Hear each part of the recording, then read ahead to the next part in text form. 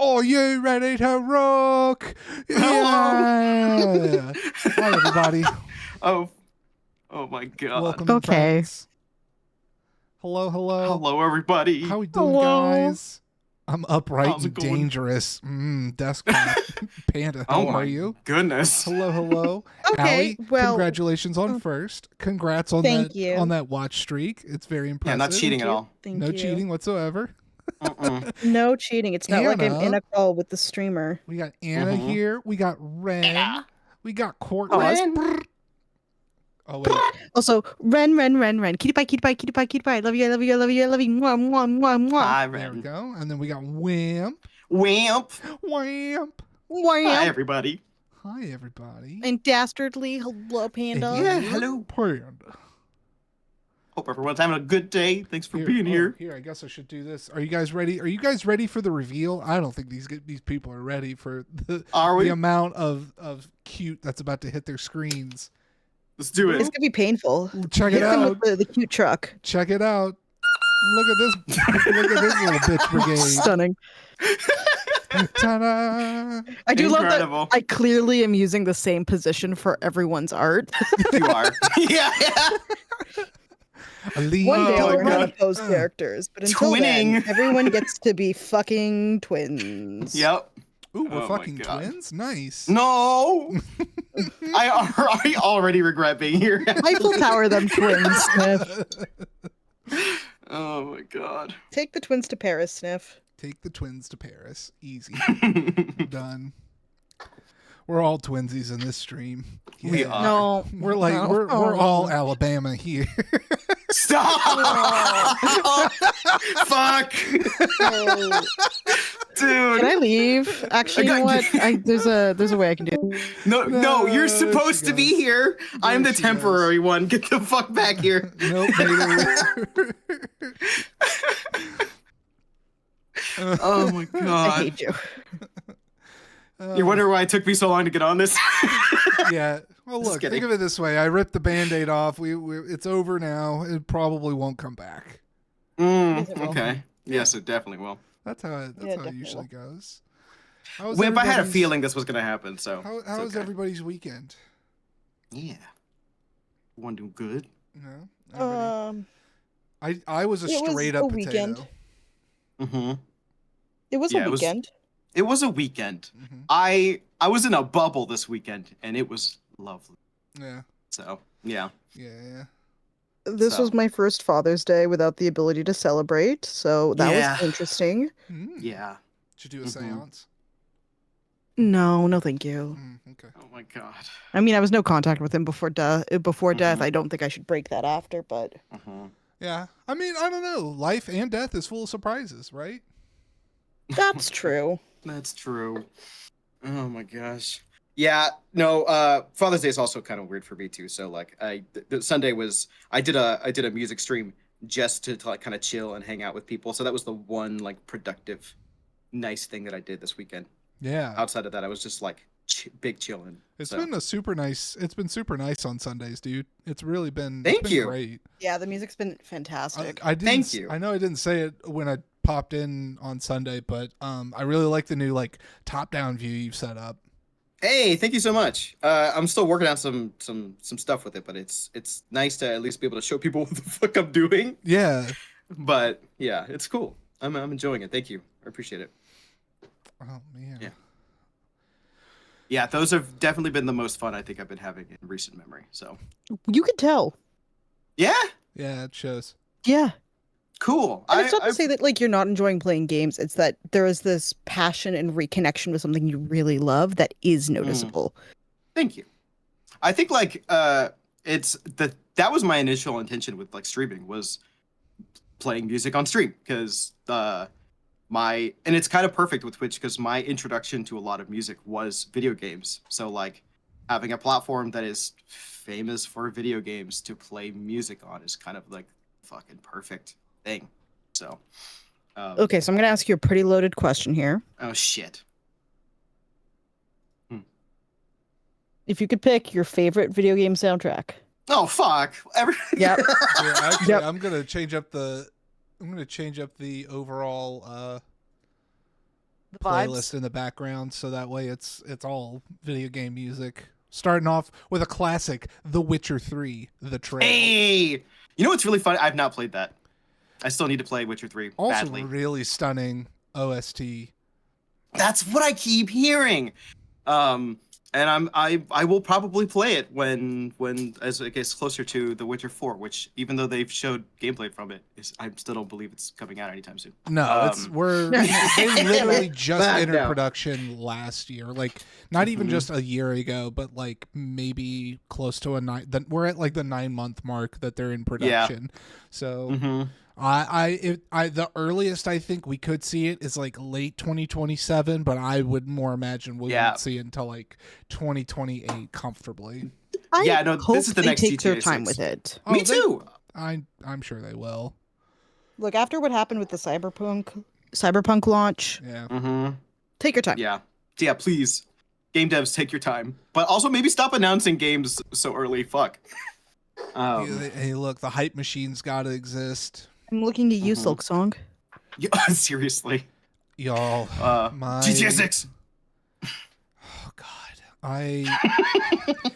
when they were showing that at the Xbox thing, I was like, these bitches are really about to make me put on my clown makeup. I've been. Well, didn't they say it launches with the Ally? Not with it, but it will.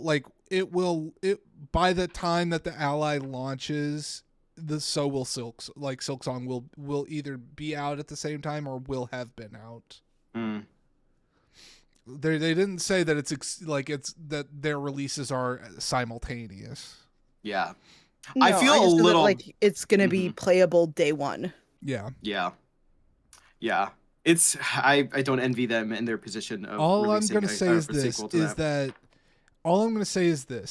Xbox did this exact same thing 2 years ago when they showed Silk Song in like a brief thing, and people were like, so you're saying Silk Song is going to be on Game Pass day one within the next 12 months? And they were like, yes.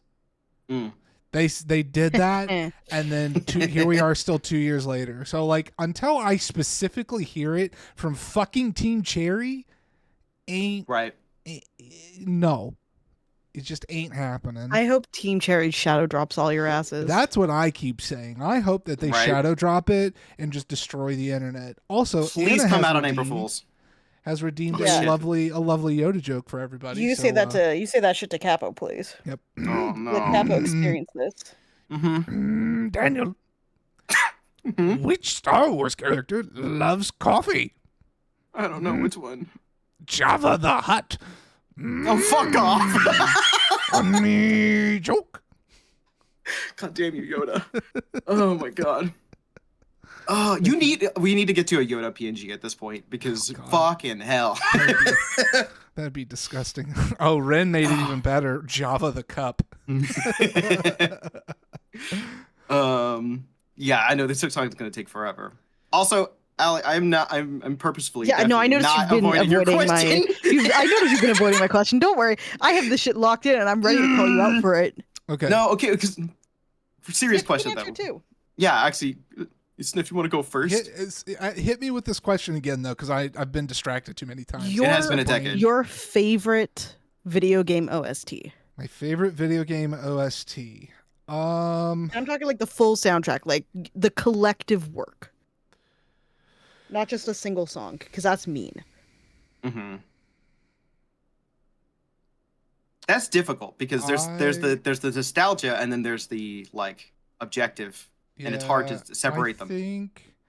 I think if I really had to nail it down, if I had to do like a blend between nostalgia and just what I think is really fucking good, I would have to probably put that to Wind Waker. Wow, we are very similar. I honestly have to agree. It's probably my favorite Zelda soundtrack, and that might actually be my I was gonna joke and say Buck Bumble, because that game's soundtrack is fucking ridiculous. But no, I think Wind Waker is probably like one of the best soundtracks. Period. Yeah. It's such a diverse and interesting soundtrack that I think like elevates the game and is also easily listenable outside of the game itself. It's so good. If you haven't played Wind Waker or listened to its soundtrack, it hands down like one of the best Zelda games. Period. I love how you say that, knowing that I haven't played that game. You just played your first one, so like I did just play my first Hey Zelda. DK, how you doing, dude? Your time. DK said DK? Symphony of the Night. I still need to play that. I finally That's have a good it. one. DK's been pushing me to play that, so maybe that's a game I'll get on. I was gonna thank DK for the no hesitance answer before either of you got your answers in. That's good. But I will say this. Because I had to say Wind Waker because it blends both nostalgia and just kind of my objectivity. And nostalgia is but a very valid reason to hold something in high regard. Mm-hmm. Because a favorite is about how you feel about it. Yeah. Not whether or not it's good. It's your favorite, not the best. Yeah. I mean, if I was gonna pick one that like completely, there are two games that completely defined like my interest in sound and music, period, and they were Final Fantasy VII and Chrono Trigger. Like those two specifically completely altered the way that I hear music and write it.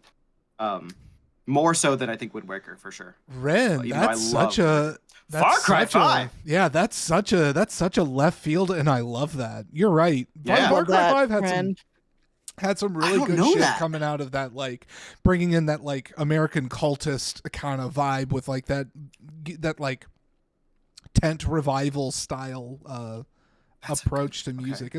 It's a very interesting choice.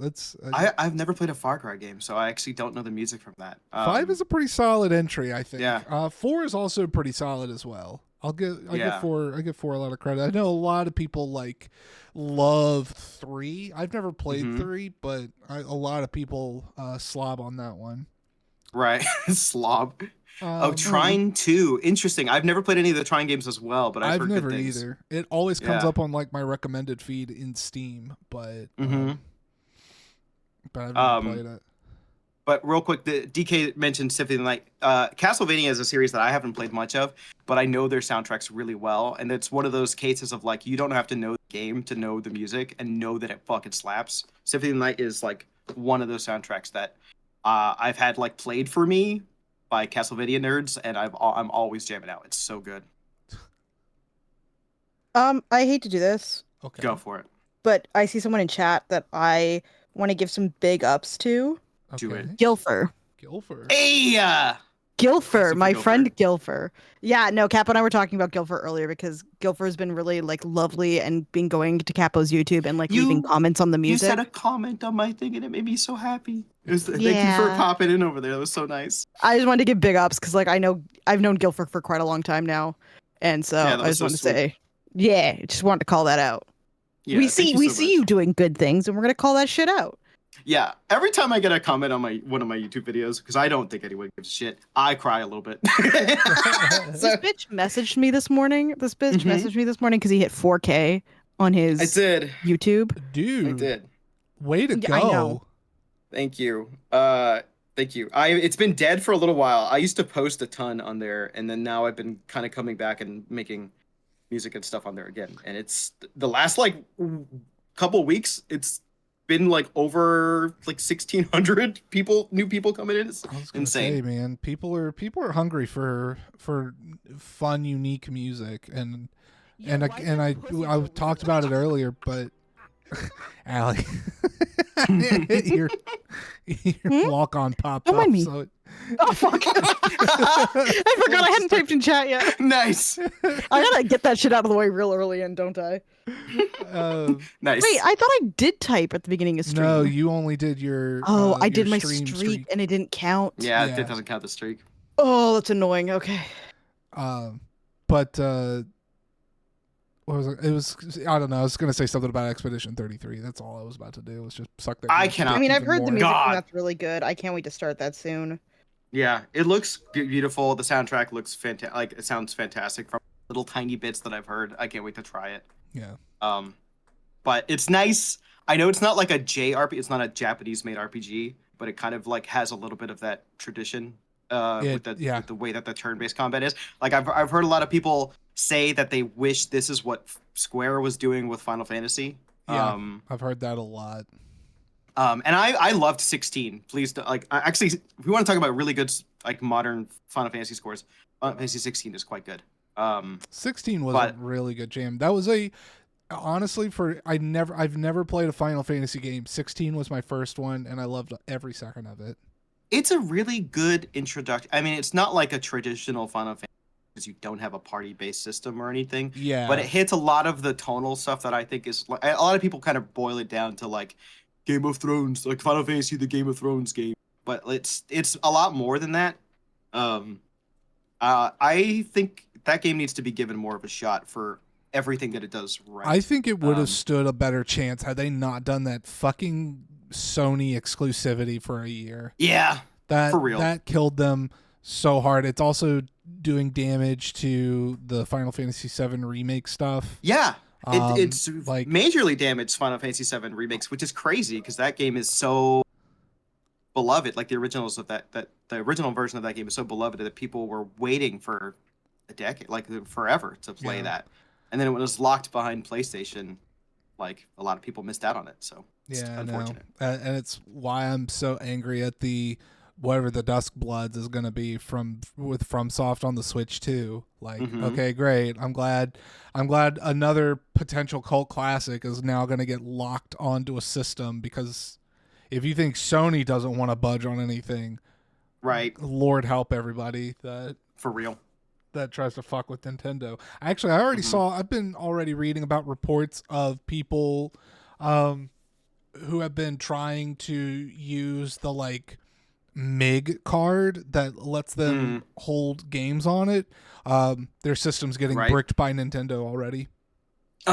Yeah, another reason for that. I'm happy for anyone who's gotten a Switch 2 and is having fun with it, but another reason that I'm kind of glad I haven't gotten one yet. I'm vehemently boycotting that thing. Like, I'm not trying to shit on anybody's parade. No, absolutely not. But that, to allow that kind of business practice to kind of just keep happening, oh god, exhausting. Yo, Demo, what's up, man? Yo, hi, Demo. How's it going, buddy? How you doing, dude?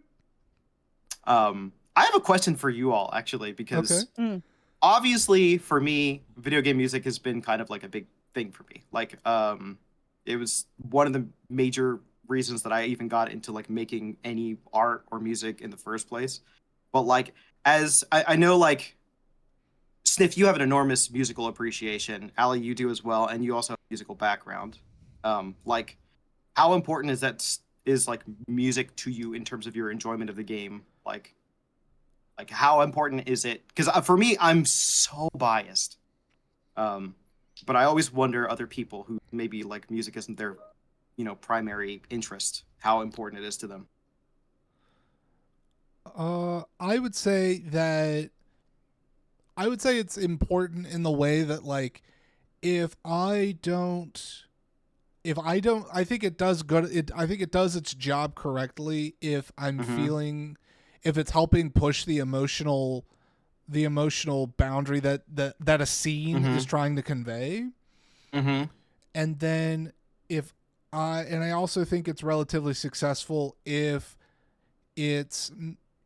that it just exists and acts as the ambiance it's meant to be sometimes. Oh, yeah. And that it stays in the background.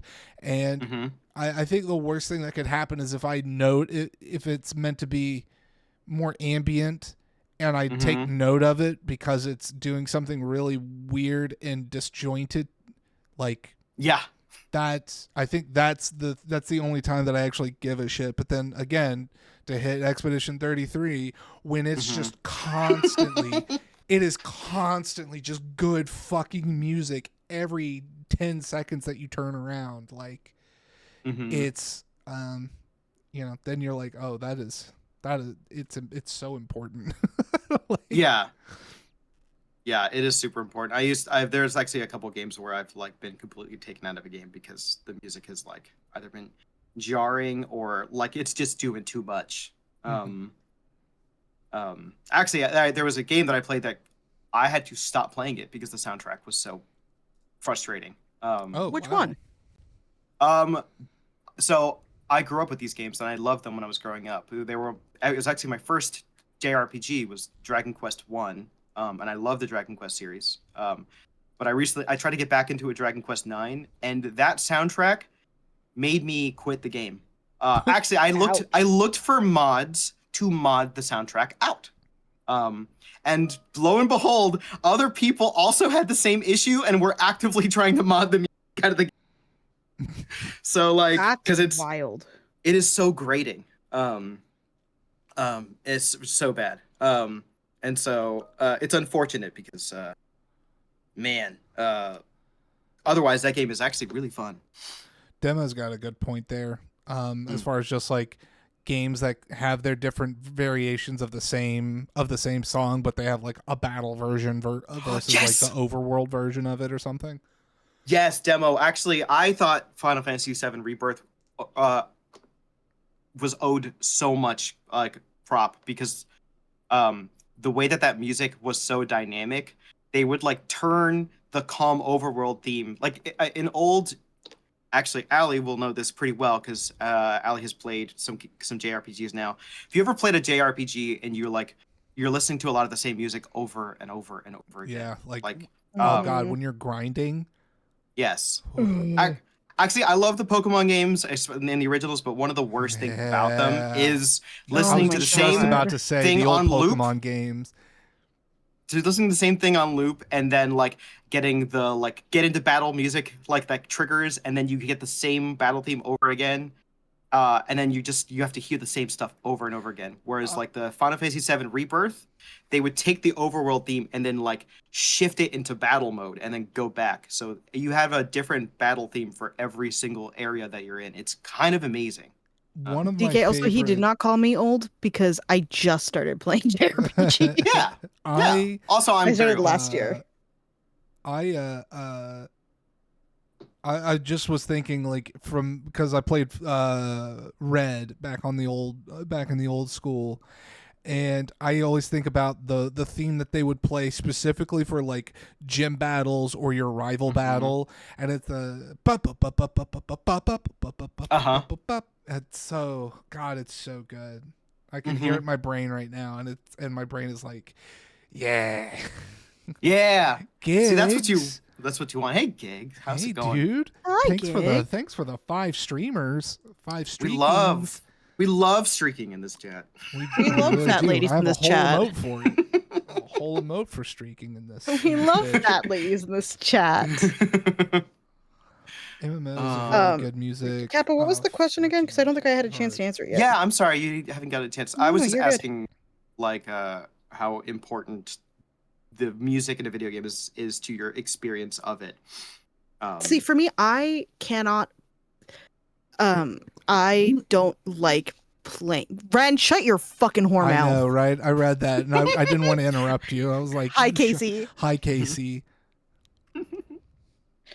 Actually, you know what I'm gonna abuse my mod power for 1 second. Go for it. Oh fuck, I can't. DK, can you nuke Ren's message? Actually, you know what? Nice. Way to make someone feel welcome by deleting their message. That's so. Yeah, I'm just like fucking timed out for 2 seconds till I beat them all. I don't give a shit. You're so welcome here. Get fucked. No, I refuse to have her.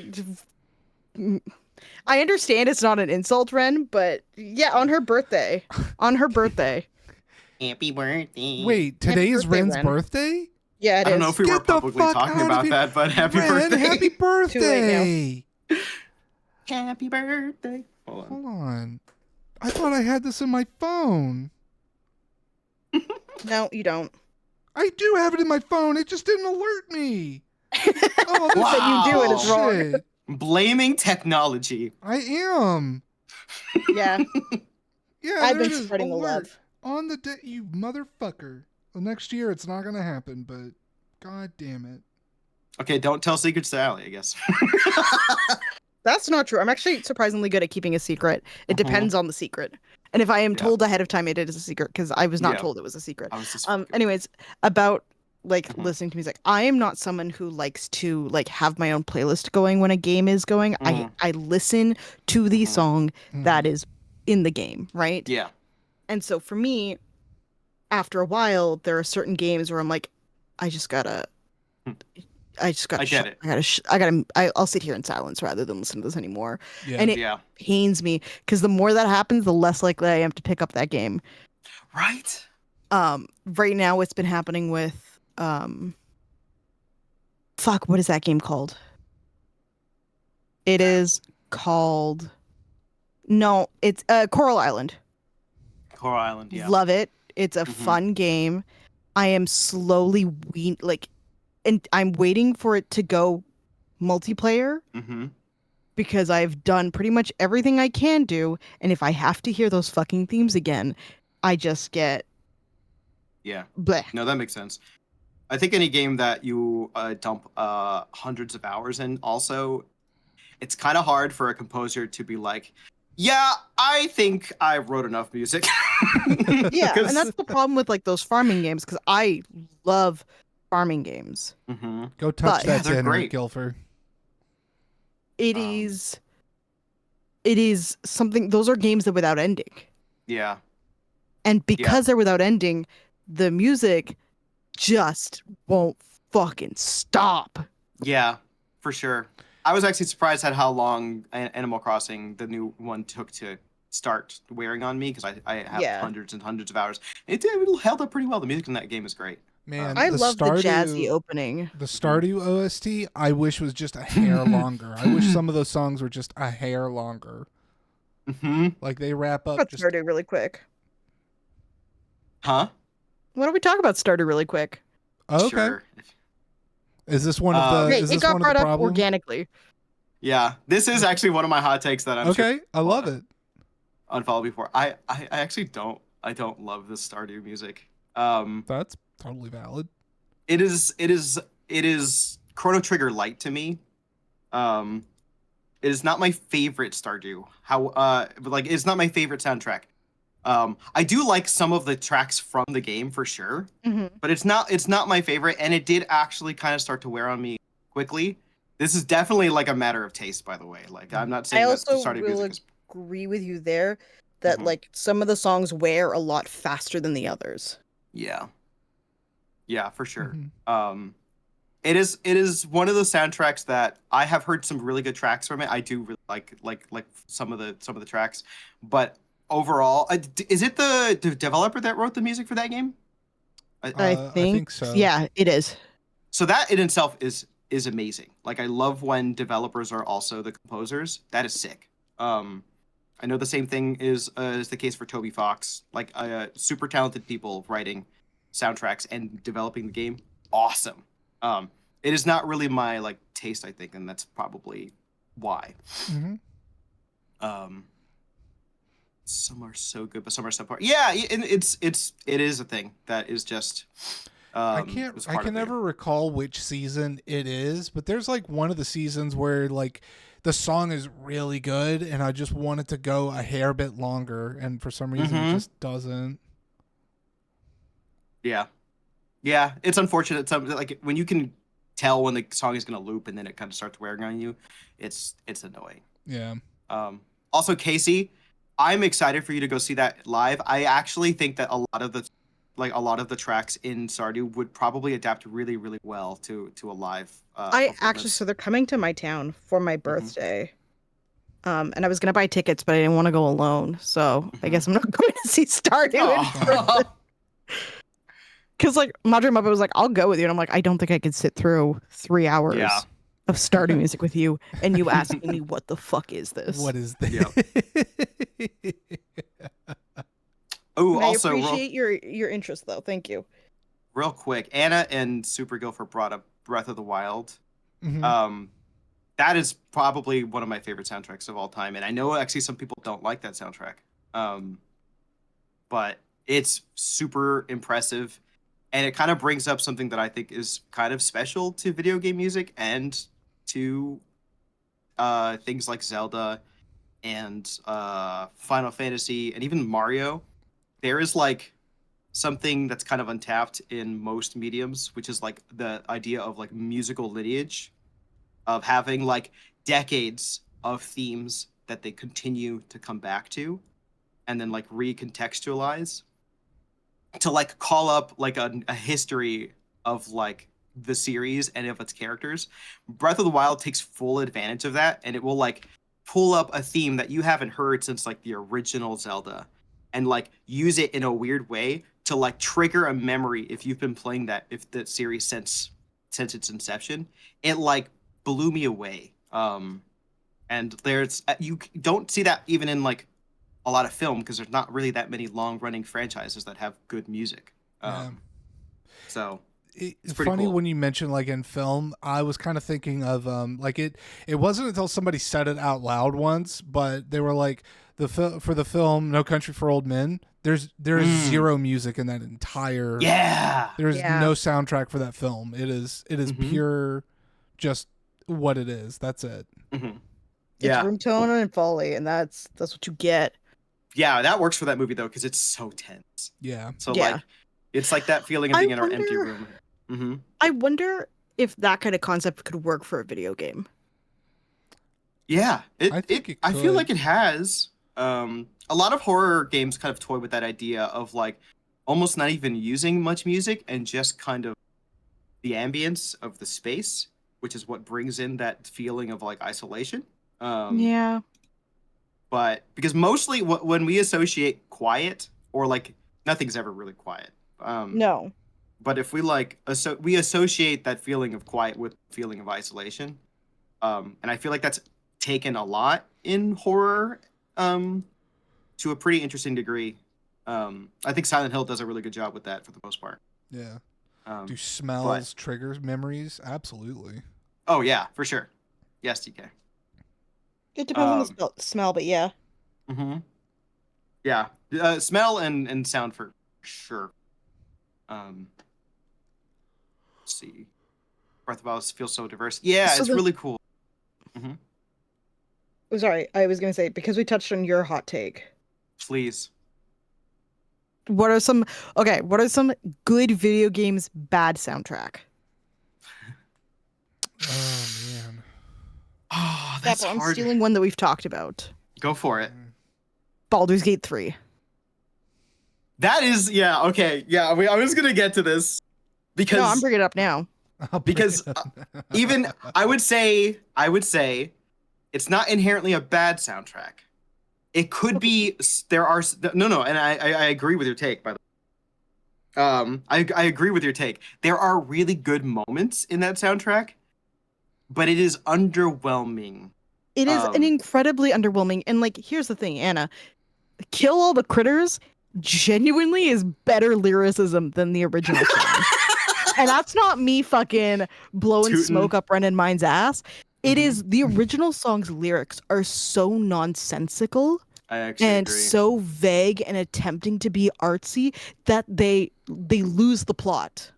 It is a pain to listen to that song when the lyrics are on.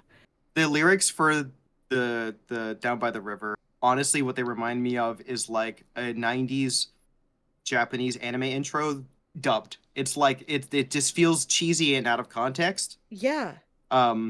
So any opportunity to hear different lyrics, because it's a lovely tune. Gorgeous tune. Yes. Do I think it's quoted too often in the soundtrack? Yeah. 100%. Well, because that's the main theme for the whole game, so everything kind of tries to pull on down by the river. Yeah. There are more creative ways to use a theme, though. And there are a lot of other games that do a really good job of like transforming a theme so that it's not as recognizable. Baldur's Gate 3 does not do that. So we're gonna get to some D&D lore here. So the whole reason that the song is called Down by the River, like because there's no real river theme in the game, right? Like, we don't really see a river for most of that game. Right.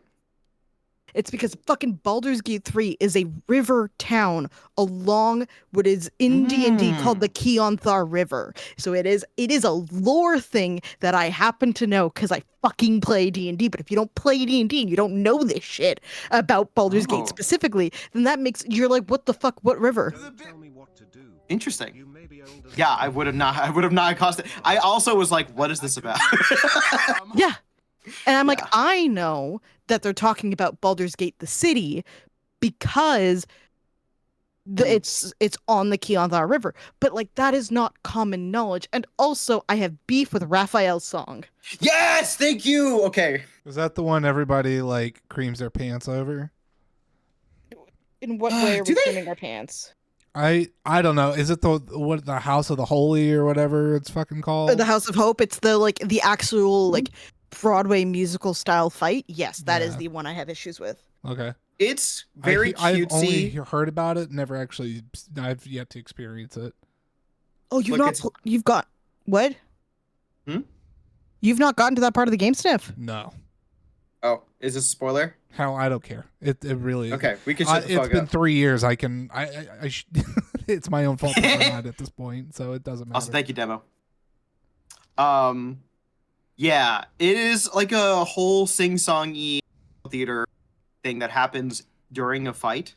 And it's actually one of my biggest pet peeves in video games, which is anytime a game during gameplay has a sung lyrical song during gameplay, it actually really is distracting and kind of takes me out of the experience entirely.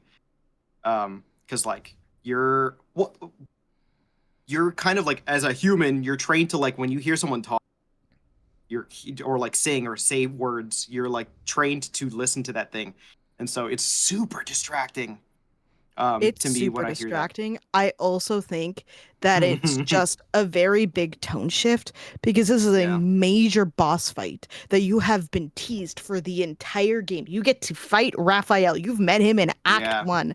You have hated on this motherfucker for 2 full acts at this point. God knows how many hours. And then this asshole starts singing. It does feel very tonally weird. Still singing? Yeah. And there's no like change in the way that he's singing. Like as you're doing more damage, it's not like he's getting more and more tired or something. It is consistent Broadway theatrics. Yeah. I would have loved it as like an Easter egg, like if you like did a specific thing and then you were able to get that happen. But like as a canon thing that happened in the game, it felt really weird. It's just bizarre. Yeah. And I don't have issues with like sung songs. Like I think there are some beautiful and great songs in video games when like the songs happen during cutscenes.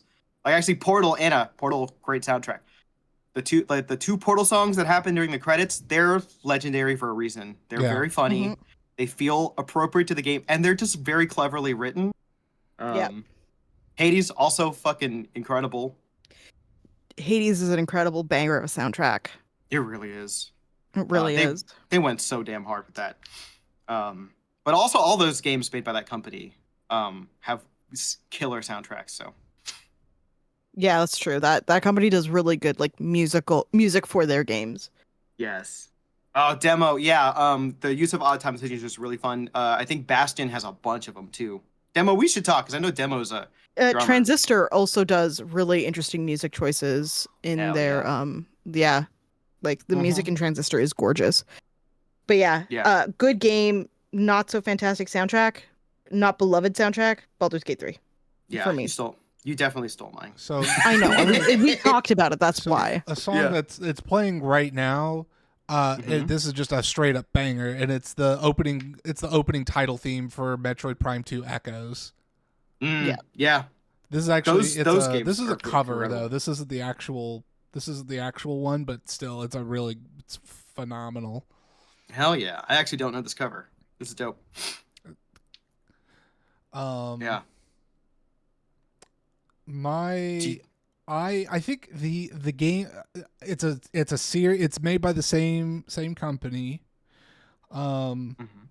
Two very legendary series, and I don't think that their music is bad. Actually, I don't have a problem with their music, but they fall into a category of like I don't like the music is so inconsequential. Like it just exists to be there for video game music. And that is for both like the Dragon Age and Mass Effect games.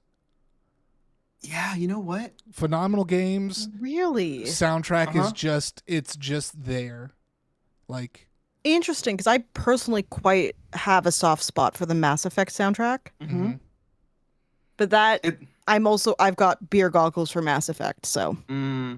It's got like objectively, like it's got some incredible synth work. It's really, really cool. It like in the way that the music is produced and how well it fits the game. It's great. Is it super memorable? I remember being like more blown away. Like, how close was the first Halo to Mass Effect? Or like, oh not shit, super close, right? I have no idea. That's because in terms of like sci-fi, I remember being like completely thrown and amazed by Halo, and I don't even like FPS games. And then I remember watching my brother play a little bit of Mass Effect and be just like, oh, the music's cool, but not super impressive. I wouldn't say Mass Effect is super impressive, mm-hmm. but I wouldn't say it's the most impressive, but I have a soft spot for it. That's totally fair. I enjoyed it when I heard it. But I remember a lick of it? No, I don't think I do. No. That actually goes, Anna, you have a good point. Red Dead Redemption 2. Red Dead Redemption 2's music is very reactionary and adaptable. It's amazing what they did in that game to make it feel like the music was like reacting to your every decision and movement. But you can't really. It's not one of those things where you're gonna hum the tune. So that's not the point. Not to sidetrack because you just asked the question of it. Halo came out November 15th, 2001. Mass Effect came out November 20th, 2007. Okay. So I'm just old, and that amount of time, it doesn't mean anything to me. Right. Yeah. Yeah, no, I was in the same boat as you. I thought Mass Effect was actually much younger than 2007. I actually thought it was pre me in high school. Yeah, no. That's the moment that's starting to happen more often. Those games definitely came out in the same year. Nope, It's like a decade apart. Fuck. I know, Halo. Halo swooped in to save everybody after 9/11. Oh, Jesus. Oh.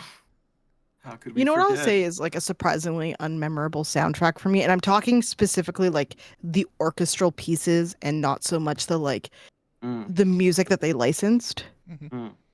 BioShock. Oh. That is repeat that one more time about BioShock. Sorry, my brain like. So I'm talking specifically about the orchestral music and not the soundtrack stuff, like not the licensed music that you would hear on the radio or stuff. I found it to be not super memorable and not super like I wasn't super impressed with it. Yeah, I agree. So for me, what I was kind of wanting was more references to like the 40s and 50s. Yes. And they were like, we're going to use generic orchestral music. And I was like, that is not what I am here for. So, what's funny is I studied a little bit of this game and its soundtrack because I'm aware of Gary Shiman. I know their work. And it was talked about in some courses when I was studying. It was from what I remember, it was a very intentional decision to have it be super the opposite of the music that they licensed for that game, because the idea was that the old licensed like music that they were using was the memory of the past, and then the music that they were using is like was very it was like if orchestral music was industrial, so it was like the breakdown of and I understand that. I just don't know if it was implemented as well as they would have liked.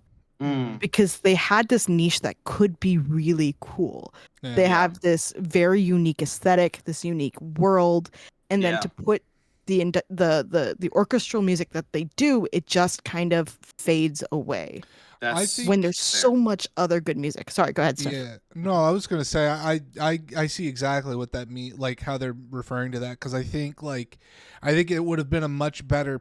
I think it probably would have had better impact had they been letting their Ayn Randian objectivist style of art really show through musically, and then get glimpses of the old memory, the songs that we actually do know in our modern memory, and use those to help just kind of like act as a juxtaposition to show the difference between the two. Yeah. Versus no, I can agree with that. Versus them putting what we do know out in front, and then trying to just show us some of that objectivism. Mm-hmm. Yeah. Yeah. So. No, that's a good point. That's actually something that I personally hadn't really thought of. That's a great point. I'm gonna flip the script a bit here. Okay. Go for it. Bad game, good soundtrack. Oh shit. Because I actually have one on lock for this. Do you? I do, because there was a game that I love. I loved it because it wasn't a good game, but I still can remember the theme song for this, and it's Sonic Heroes. Oh, fucking the music was so good, better than any of the gameplay. But my God, was the gameplay bad. Actually, it's probably one of the better Sonic games, which is wild. But the music from that game is still quite good. Which Sonic game again? Sonic Heroes. Yeah, I remember that game. I hated it. But can I be very honest? I could just lump a good chunk of the Sonic games under not my cup of tea, fucking banger soundtracks. Yeah. Because I'm gonna be forced to listen to this now. Be so completely honest, I could not give a shit about Sonic games. No, and I don't normally either. This was like one of the ones that I had on the Wii. Give two shits about Sonic games. The only one that I'm ride or die on is fucking Sonic Adventure 2.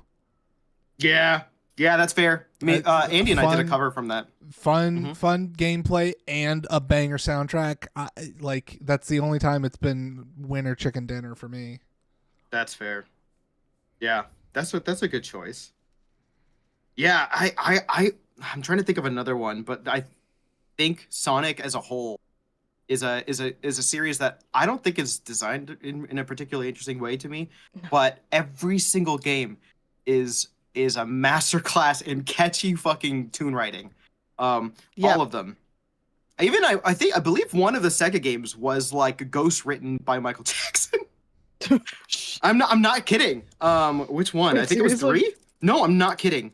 Sonic, Hedgehog, Michael Jackson. I'm trying to remember which one, but I'm pretty sure it was 3. Was like ghost written by MJ, because he also was writing music for a game called Moonwalker. Sonic 3 had some MJ tunes, and they're really fucking catchy. Yeah. But could I care about like playing a Sonic game for more than 10 minutes at a time? Personally, not at all. Sniff, enjoy this. Oh, I'm about to. I mean, it's Crush 40 who gave us Live and Learn and rolling around at the speed of sound. Got papers to down, follow my rainbow. But yeah, no, Sonic games notoriously bad. The soundtrack always really strong. Yeah, some people love them. Look, I have a neighbor who has a car like covered in Sonic stickers. I thought you were just going to end it there. I have a neighbor and he has a car. Done. I like turtles. Yeah, no. Oh my god. Oh shit.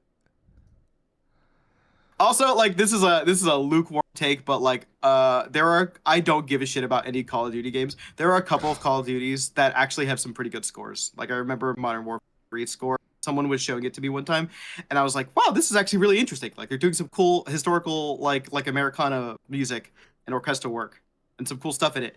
And then it just like was Modern Warfare 3, and I was like, "Oh god, I could not be more bored." Man, Sonic is the way to go though. Yeah. I just thought, I'm circling back to something you said earlier about like lyrics and hearing human voices. Yes. And it reminded me just now that there is a series of games with music that I love. Ooh. But it's specifically because the human voices are meant to be singing a language that doesn't exist. Oh, that's so different. I am talking about Nier. Yeah, that's so different though. And it's on my so list. fascinating because you are still trained to hear the human the human voice. Mm-hmm. So you kind of focus in, and then the moment you realize your brain can't process, it kind of like becomes not part of the background, but it fades a little bit, like the importance of it, and it just kind of blends together as an instrument of its own. Mm-hmm. I got to hear it live in person, with the actual singers, because the Near Orchestra came to my city, and they brought in both the singers. And my God, was that an experience to hear them both sing live. God, I bet. I've only every piece of music that I've heard from Nier has been absolutely stunning. I haven't heard it in the context of the game, but like beautiful. Have a good night, Anna. Have a good night. Good night, Anna.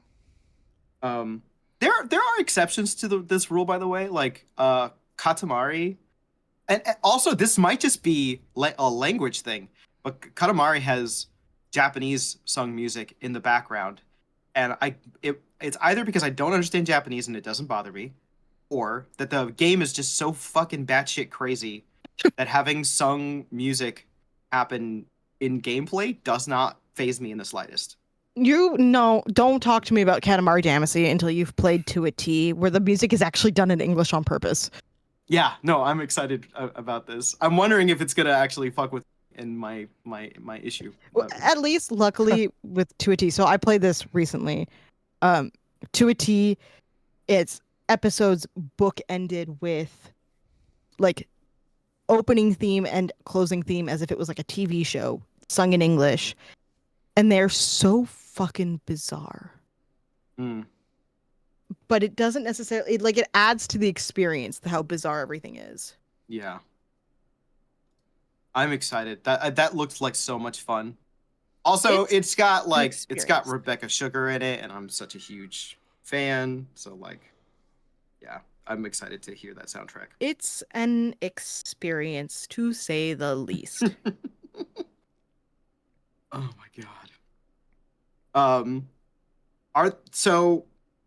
Question. Are there? Well, I guess Allie, you already kind of answered this with your. Are there any specific games from a kid where? Oh, this soundtrack. It lives rent free in my brain forever. Ooh. That is my question. Easily, I think almost easily, it's the Oracle of Ages, Oracle of Seasons soundtrack. Oh, that's good. That's a beautiful one. Those mobile Zelda games, those portable Zelda games for Game Boy. Yeah. Link's Awakening started it, and then Capcom made Ages and Seasons. I was just about to be I do wish Nintendo would trust third parties to do something with their IPs a little bit, because I mean, Capcom did that, did Seasons and Ages. Capcom also did the GBA one, the Minish Cap. Yeah.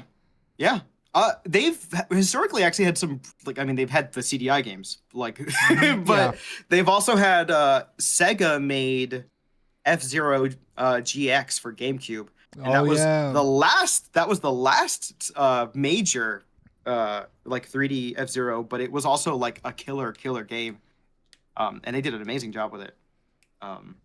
Yeah, they should let people do that more often. But yeah, okay, that's a good one. Ages. See, I'm the fucking most head empty dumbass bitch that I know. Because I'm sitting here lives rent free in my head, and immediately, as if it was summoned from the gods, Yoshi's Island started playing.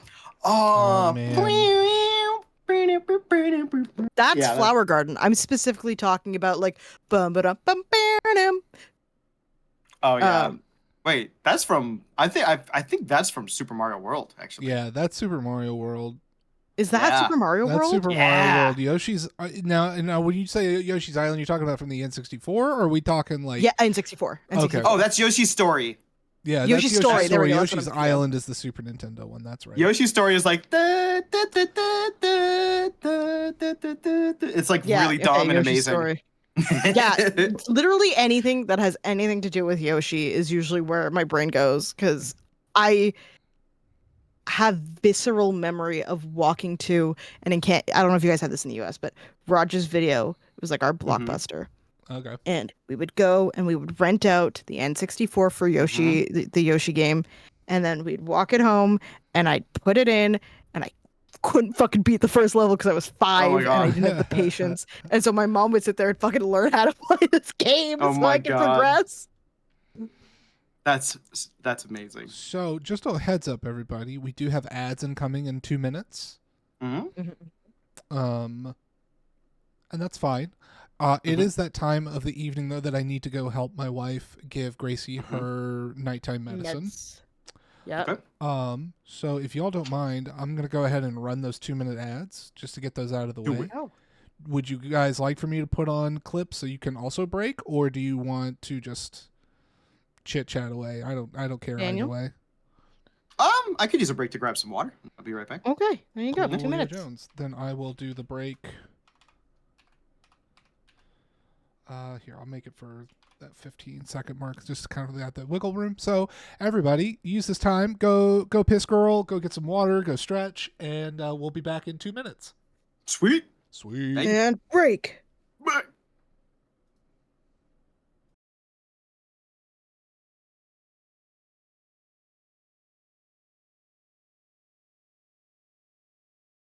And then L, when I need to move you down can, just a little bit again. Thank you. And then send me a mushroom if you can. I sure can. I'm gonna move this back first. Once you're set, I need plates. Yep. Oh, So we need another to. mushroom. If we can move the platform over for plates. I still need another mushroom. Shut up. Oh, I need another mushroom. You're stressing me out. He's just asking for mushrooms.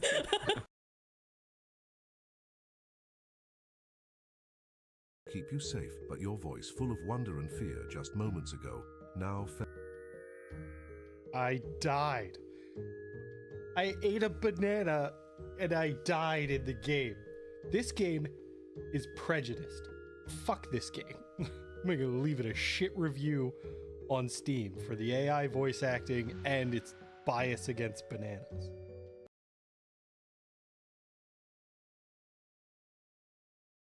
See, all I'm imagining, no one judged me for this, but I'm just imagining, like, do you know, like, the Bad Dragon website, and it's like a bajillion and one different weird as fuck dildos? I'm just imagining, like, unscrewing your pee-pee and, like, just putting one of those ones on, just each day, one at random. Like, that was the first place my thought went to. Memes, you didn't know what a bad drag. Oh, I should have held your hand as I told you that. I'm so sorry. I'm so sorry. Merc, if that's what you came into once again, I also apologize. I'm ruining everyone's day. Oh my god. Chloe just ruining everyone's day.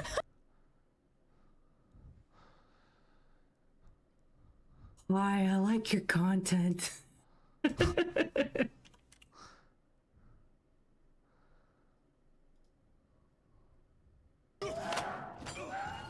Why is this troll still here? Dude, Martin is a legend.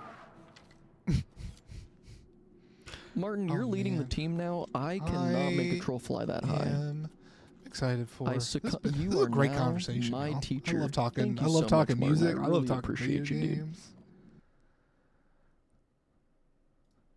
What is the song? What is it from? This is League of Legends? Oh, from the series. This is from the art. This is from Arcane. Okay. I was like, what the hell? Oh, it's from Arcane? Yeah. This song that's playing right now. Yeah. I still gotta watch that. The song currently playing on the stream is it's from Arcane. Oh, I've heard good things. I've heard good things. Yeah, I've heard too. really good things. I wouldn't touch League with a stick, but I'll watch. Yeah. I'll watch Arcane. Yeah. You know what I just started watching, because I talked about it I think on stream last week, but Ted Lasso. Hey, that's such a good show. It is the best level of like positive feel good that I need in my day to day currently. It is kind of like therapy, the show though.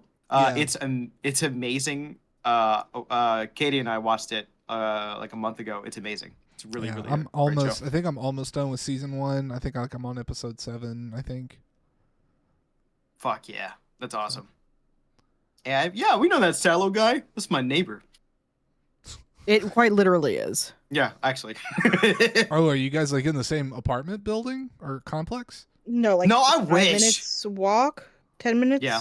Wow. Yeah, I that's could walk over impressive. there right after this and kick his door down, but I probably I Nice. shouldn't.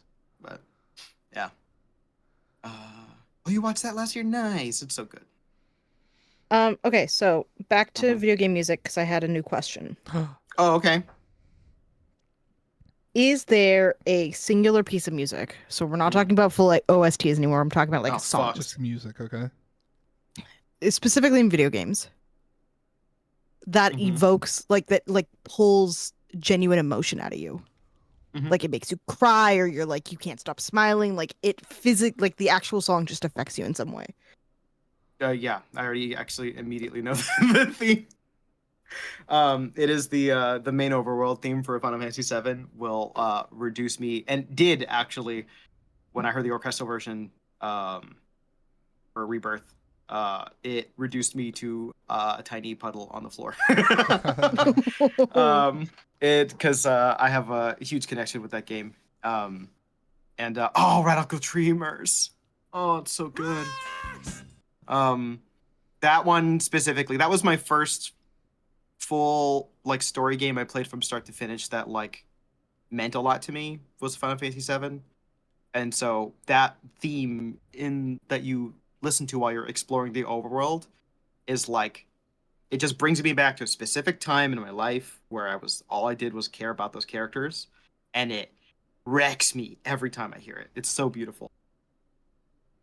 But that's mine. Man. Also, hi Void. Hi Void. I love that the rocks are gonna play while we're having this like super serious talk about emotions. Yeah, no, you asked that question and immediately went rocks. Oh good. Oh good. Perfect timing. We can't be taken too seriously here, right? Think of like that's a hard. I know what mine is. Okay. Again, I'm asking questions because I know I got a locked-in answer right now, so I can join the conversation right away. Nice. Because like in Kappa, we've talked about this. Mine is City of Tears, but specifically Marissa's version. Oh, yeah, that is a beautiful one. For those who are unacquainted, I am going to spoil this because it's not a very big moment, but like Marissa is a character from Hollow Knight that is a singer, and it like when you find them, they've kind of like they're dead, and she's like, I haven't had an audience that would listen to me in so long. Can you just listen to me for one last time? And it breaks my heart every time. I get like verklempt even thinking about it. That's a really good answer, actually. Look, I told you I was going to lock in and then ask my question. I know it's so sad, but it is a specific song that's tied to like a character moment that is stunning. And that's what I mean, where it's like it can be a character moment, like as long as it does that thing, like the music is also part of that moment. Yeah, that's a good one. That honestly, like Hollow Knight is filled with those things. Hollow I would Knight say is filled with those moments. The soundtrack for Hollow Knight is as close to a modern like video game music masterpiece that you can get. It's great. Yeah, I think I would have to go with it's also a Hollow Knight, and it's my favorite track in the Hollow Knight. Sable. How you doing? Hi, friend. So we're talking about songs that make us cry. Oh man, or not cry, or some sort of other emotion. I was gonna say, it doesn't make me cry. I can tell you a video game moment that makes me cry, and it's not necessarily because of the music, but I think it's just very well crafted and directed. That scene is actually the end of BioShock Infinite. It rocks. Oh yeah. I know that, and I didn't play that game, but I've experienced it. Yeah. And then, but the one that like I get so like, it's the sense of like just wonder and enjoyment, and it's the song for Green Path. Yeah, because okay, that's it is super fair. Yeah, also just so it is also just so thematic to that space of just like of like slowly wandering and figuring out and going through the green, and then it opens up into this lush area, and the violins and everything starts coming together. Right. Oh man, it gets me excited every time.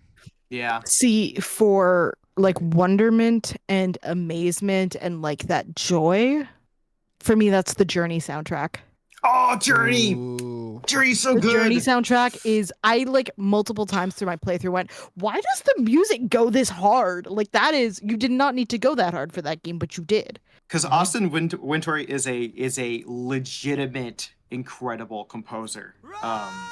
Yeah, Journey is next level good. Also, hi Burlo. Hey Burlo, welcome in, man.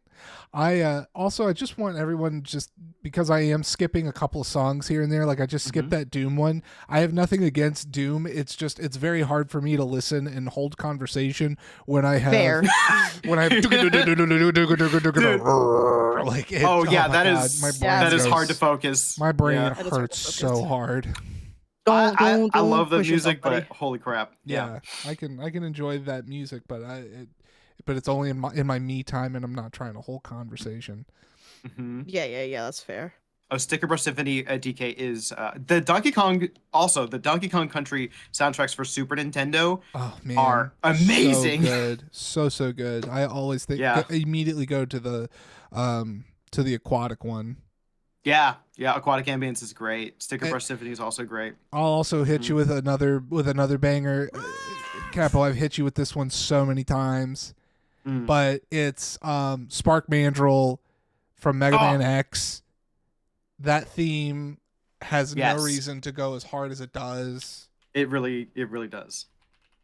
Actually, this is a really good. So, my obsession, Mega Man was the first soundtrack series, like the series of games that I actually became hyper fixated on in terms of the soundtrack. Ooh. And it started off really weird. Hi Peaches. Hi Peaches. Hi Peaches. Hi. So the first, this is really interesting. The first, well, it's only interesting to me, but the first Mega Man game that I ever played actually didn't have a soundtrack. And it's kind of lesser known, but the first Mega Man game I ever played was Mega Man 1 for DOS. Which I'm dating myself so badly here. Goo Goo Gaga. Apparently, I am baby because you are baby. Old men in the chat. I was gonna say that actually almost makes me almost baby. Like I'd like faint. Okay, so I didn't play this when it came out, so fuck yourself.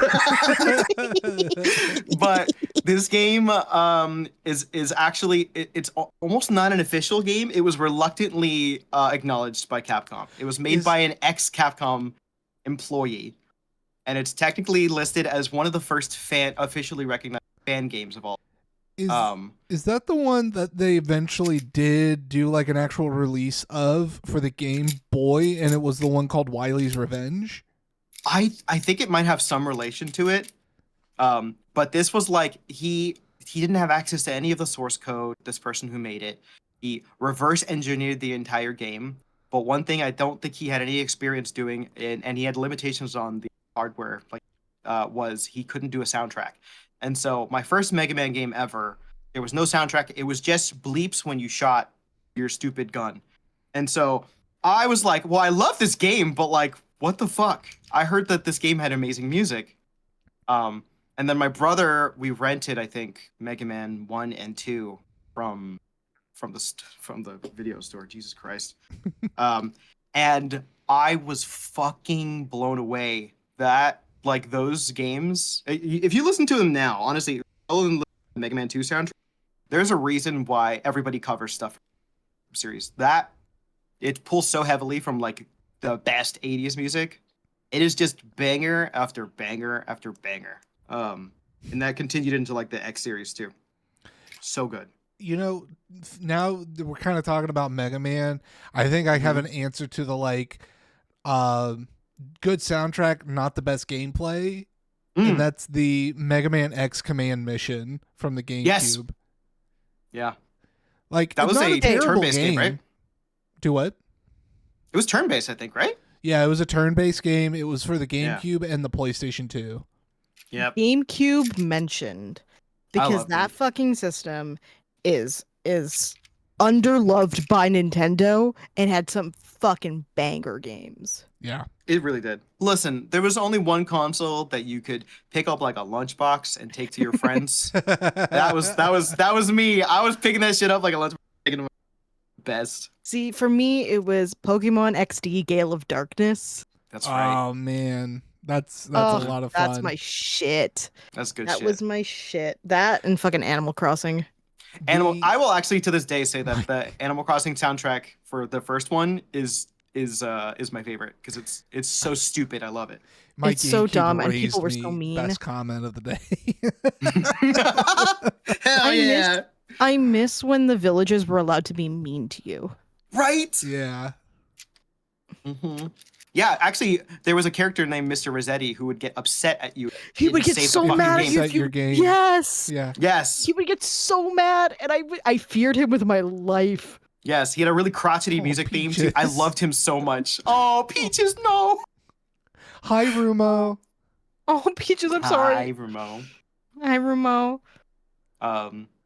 Also, that's another aspect of video game music that we don't really talk about anymore. Not a thing, but like consoles used to have music that would play when they booted up. Oh my god! Like in menus. Boom. Yeah, it's so good. They got rid of. I feel like the Wii was the last, or the Wii U was probably the last remnant. Now. Yeah. Man, there's a reason why the Wii. We're never gonna get the Wii shopping channel again. No. It's just too good. Never replicated. Oh, the PS1 startup is. Yeah, I feel like that was from a synth. It's a preset on a synth. Super Gopher that was like sampled. I'm getting too nerdy, but yeah, that's a great startup sound. There's no such thing as too nerdy here. This is the point of you coming on. It's to be an expert. Listen, when I was like growing up and I had an obsession of video game music, it was like when I brought it up to like my friends and stuff, nobody got it. Like nobody understood. Linda, listen. God. It wasn't until like honestly, it wasn't until I met Dr. D in college that I found someone who was as nerdy about video game stuff as me. So it took a long time to find anyone who was like, "Well, video game music, that's some nerd. It's not some nerd shit." You want to talk about somebody who'll throw out just some like gaming curveball?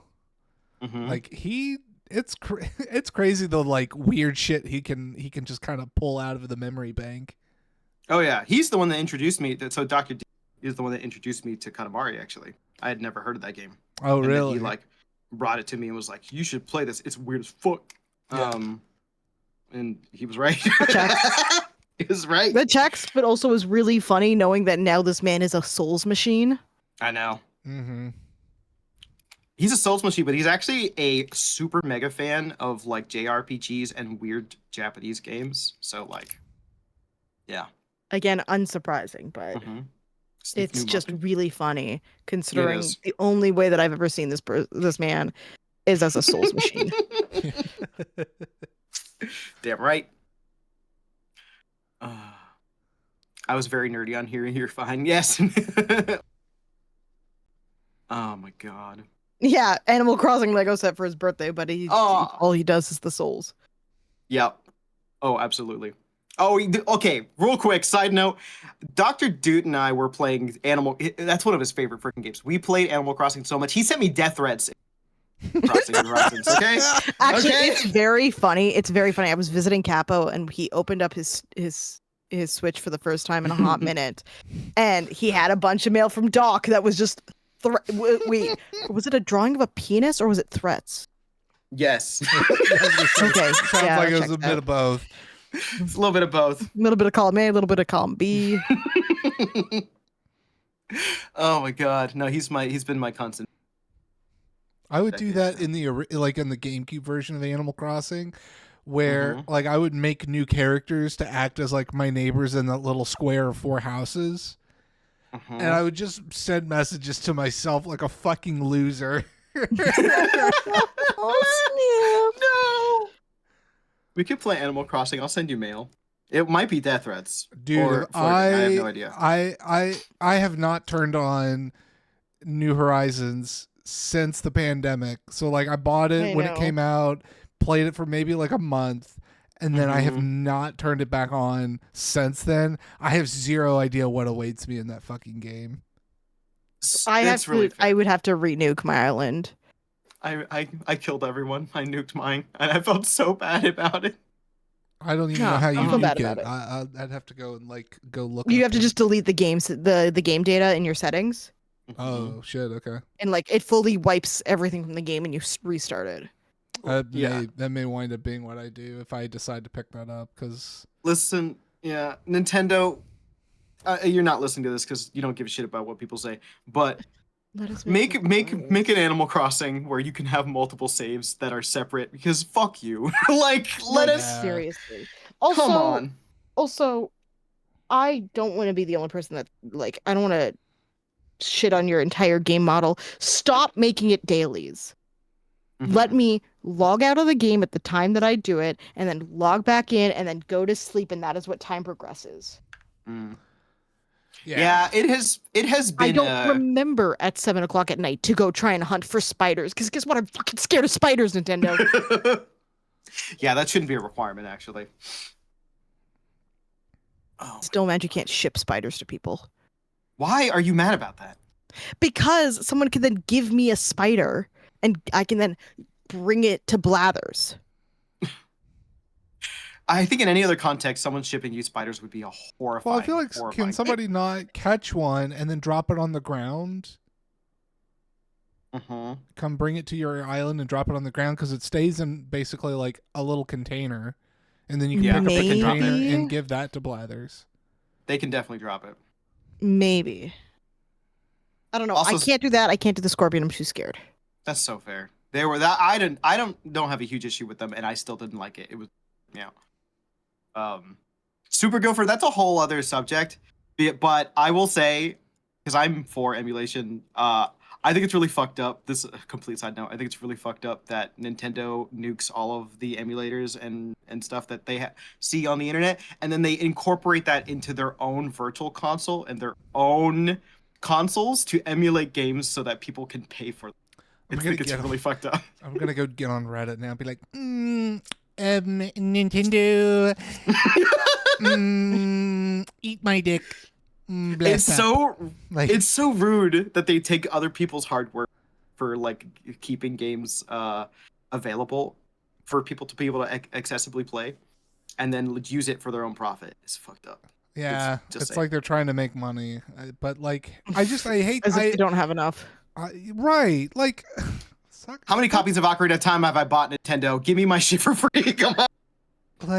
Good night, Peaches. Hi, Peaches. Have a good night, Peaches. Thanks for stopping in.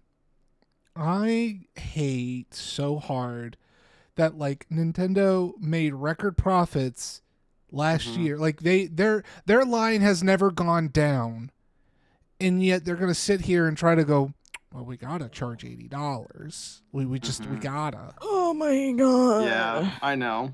Thank you, Perlo, for the hydrate. Hey, I'll hydrate too, actually. Thank you.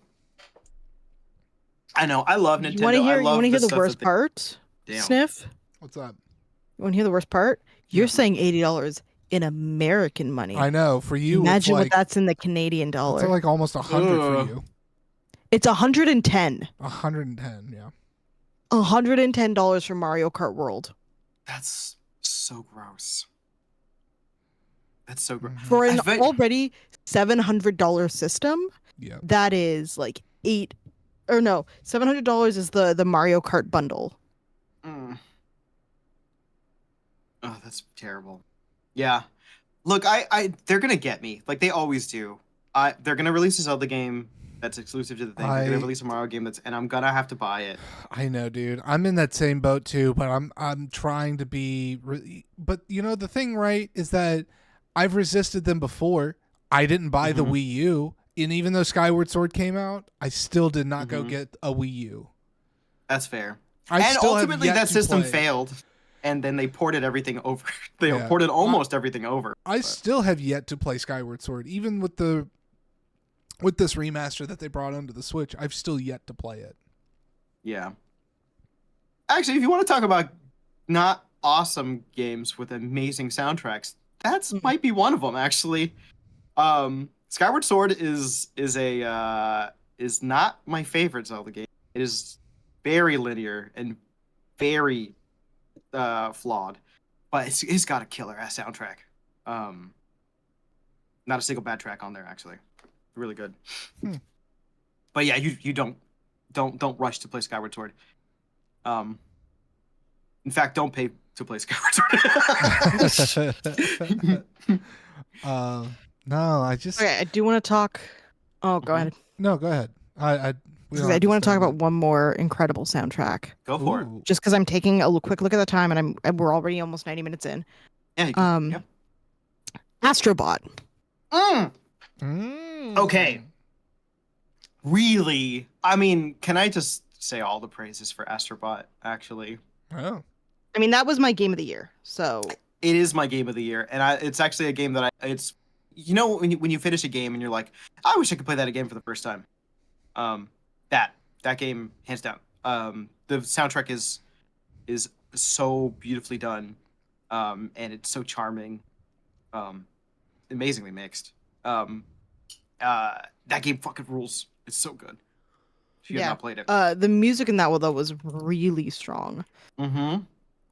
Like just an incredibly strong, incredibly fun soundtrack that like there were times, and like the world reacts to the soundtrack as well. So everything is super joyful, even in the areas that are like darker or creepier. Yeah. It does a similar really thing. Beautifully designed. It really was. It does a similar thing to what like some of the Little Big Planet games did, where the music was kind of synced to I was going to talk about that because like we had just, when I was visiting you, we were playing Sackboy. Yep. And they licensed Bruno Mars. Yep. And the whole level was like a rhythm game to fucking, which song was it? God, what was it? Uptown Funk. It was Uptown Funk. There you go. Yeah, it was Uptown Funk. It's done really well. It's done really well. Even if you miss the timing, the song loops itself really well until you get through the section. Yeah. Unless you're us and you fuck up really badly and you have to redo the whole thing. Or you play it on Steam and the game just bugs out. Yeah, do not buy that game on Steam. That game is not made for Steam. A game that did that really well that beforehand, I don't know how many of you have played Rayman Legends. Yes. So Rayman Legends is really fun. It's a really good 2D platformer that you can play co-op. And every like other large stage, there's a music level that you have to like navigate the level to like some altered version of a licensed track, and it is done so well. It's so fun. I like when games do that. Okay, really new question, because we're talking about licensed music. Is there a moment of like, this is the perfect use of a licensed song? Ooh. Or like, this song is like, hell yeah, thank you for putting this song into this game. Specifically licensed, though. Ooh, that's a hard one to remember. Yeah. It's like, I have a couple of examples. Really? Well, GTA doesn't count because there's so much licensed music on the video that it's like, there's never a moment in which I'm like, oh, this was a planned moment. It's amazing what they do. But like, are you talking about like a game that uses a song in like a specific section or something? Or no, I'm saying like they've pulled in a song that is made like general. So I'm thinking like, so Borderlands uses No Rest for the Wicked by Cage the Elephant. Oh yeah, for their opening, they do the same thing in the second one. They do Shortchange Hero. Yeah, and it's just like, I wasn't expecting the song, but this is the right song. Yeah. Or like Bayonetta using Moon River. And like, you're not expecting Moon River, but it's the right song. Yeah. I mean, we brought up BioShock earlier. Beyond the Sea is like kind of like the theme for that.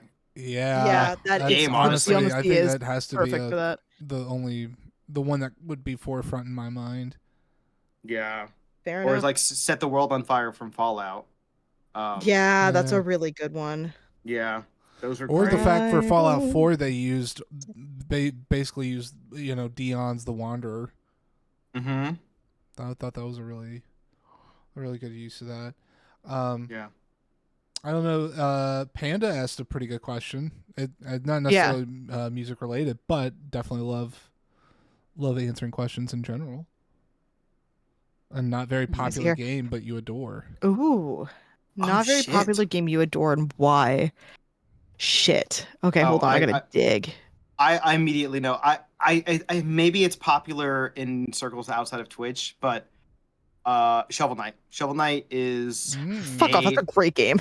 Yeah, well, but it's like not super popular, really. Like I don't know a ton of people that want to that play it, and it has no community on Twitch. It's insane, but it's like a legitimately incredible game. I also am biased because I love Mega Man, and it's essentially the best Mega Man game ever made. But Shovel Knight rules. That's Shovel Knight does rule. I think for me, honestly, just because it's in my recent memory bank of just games that are pretty notoriously hated on, but I like it, and that's Dark Souls 2. I mean, that game is amazing. Fair. Also, hi, Mark. Mark. Yo, what's up, Mark? Hi, Mark.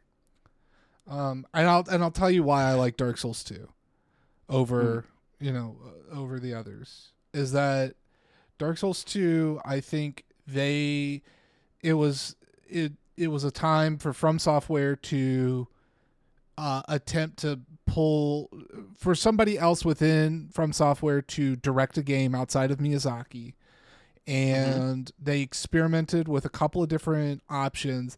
I think it's one of the better of the games from a fashion soul standpoint. Like the drip throughout that entire game is on point.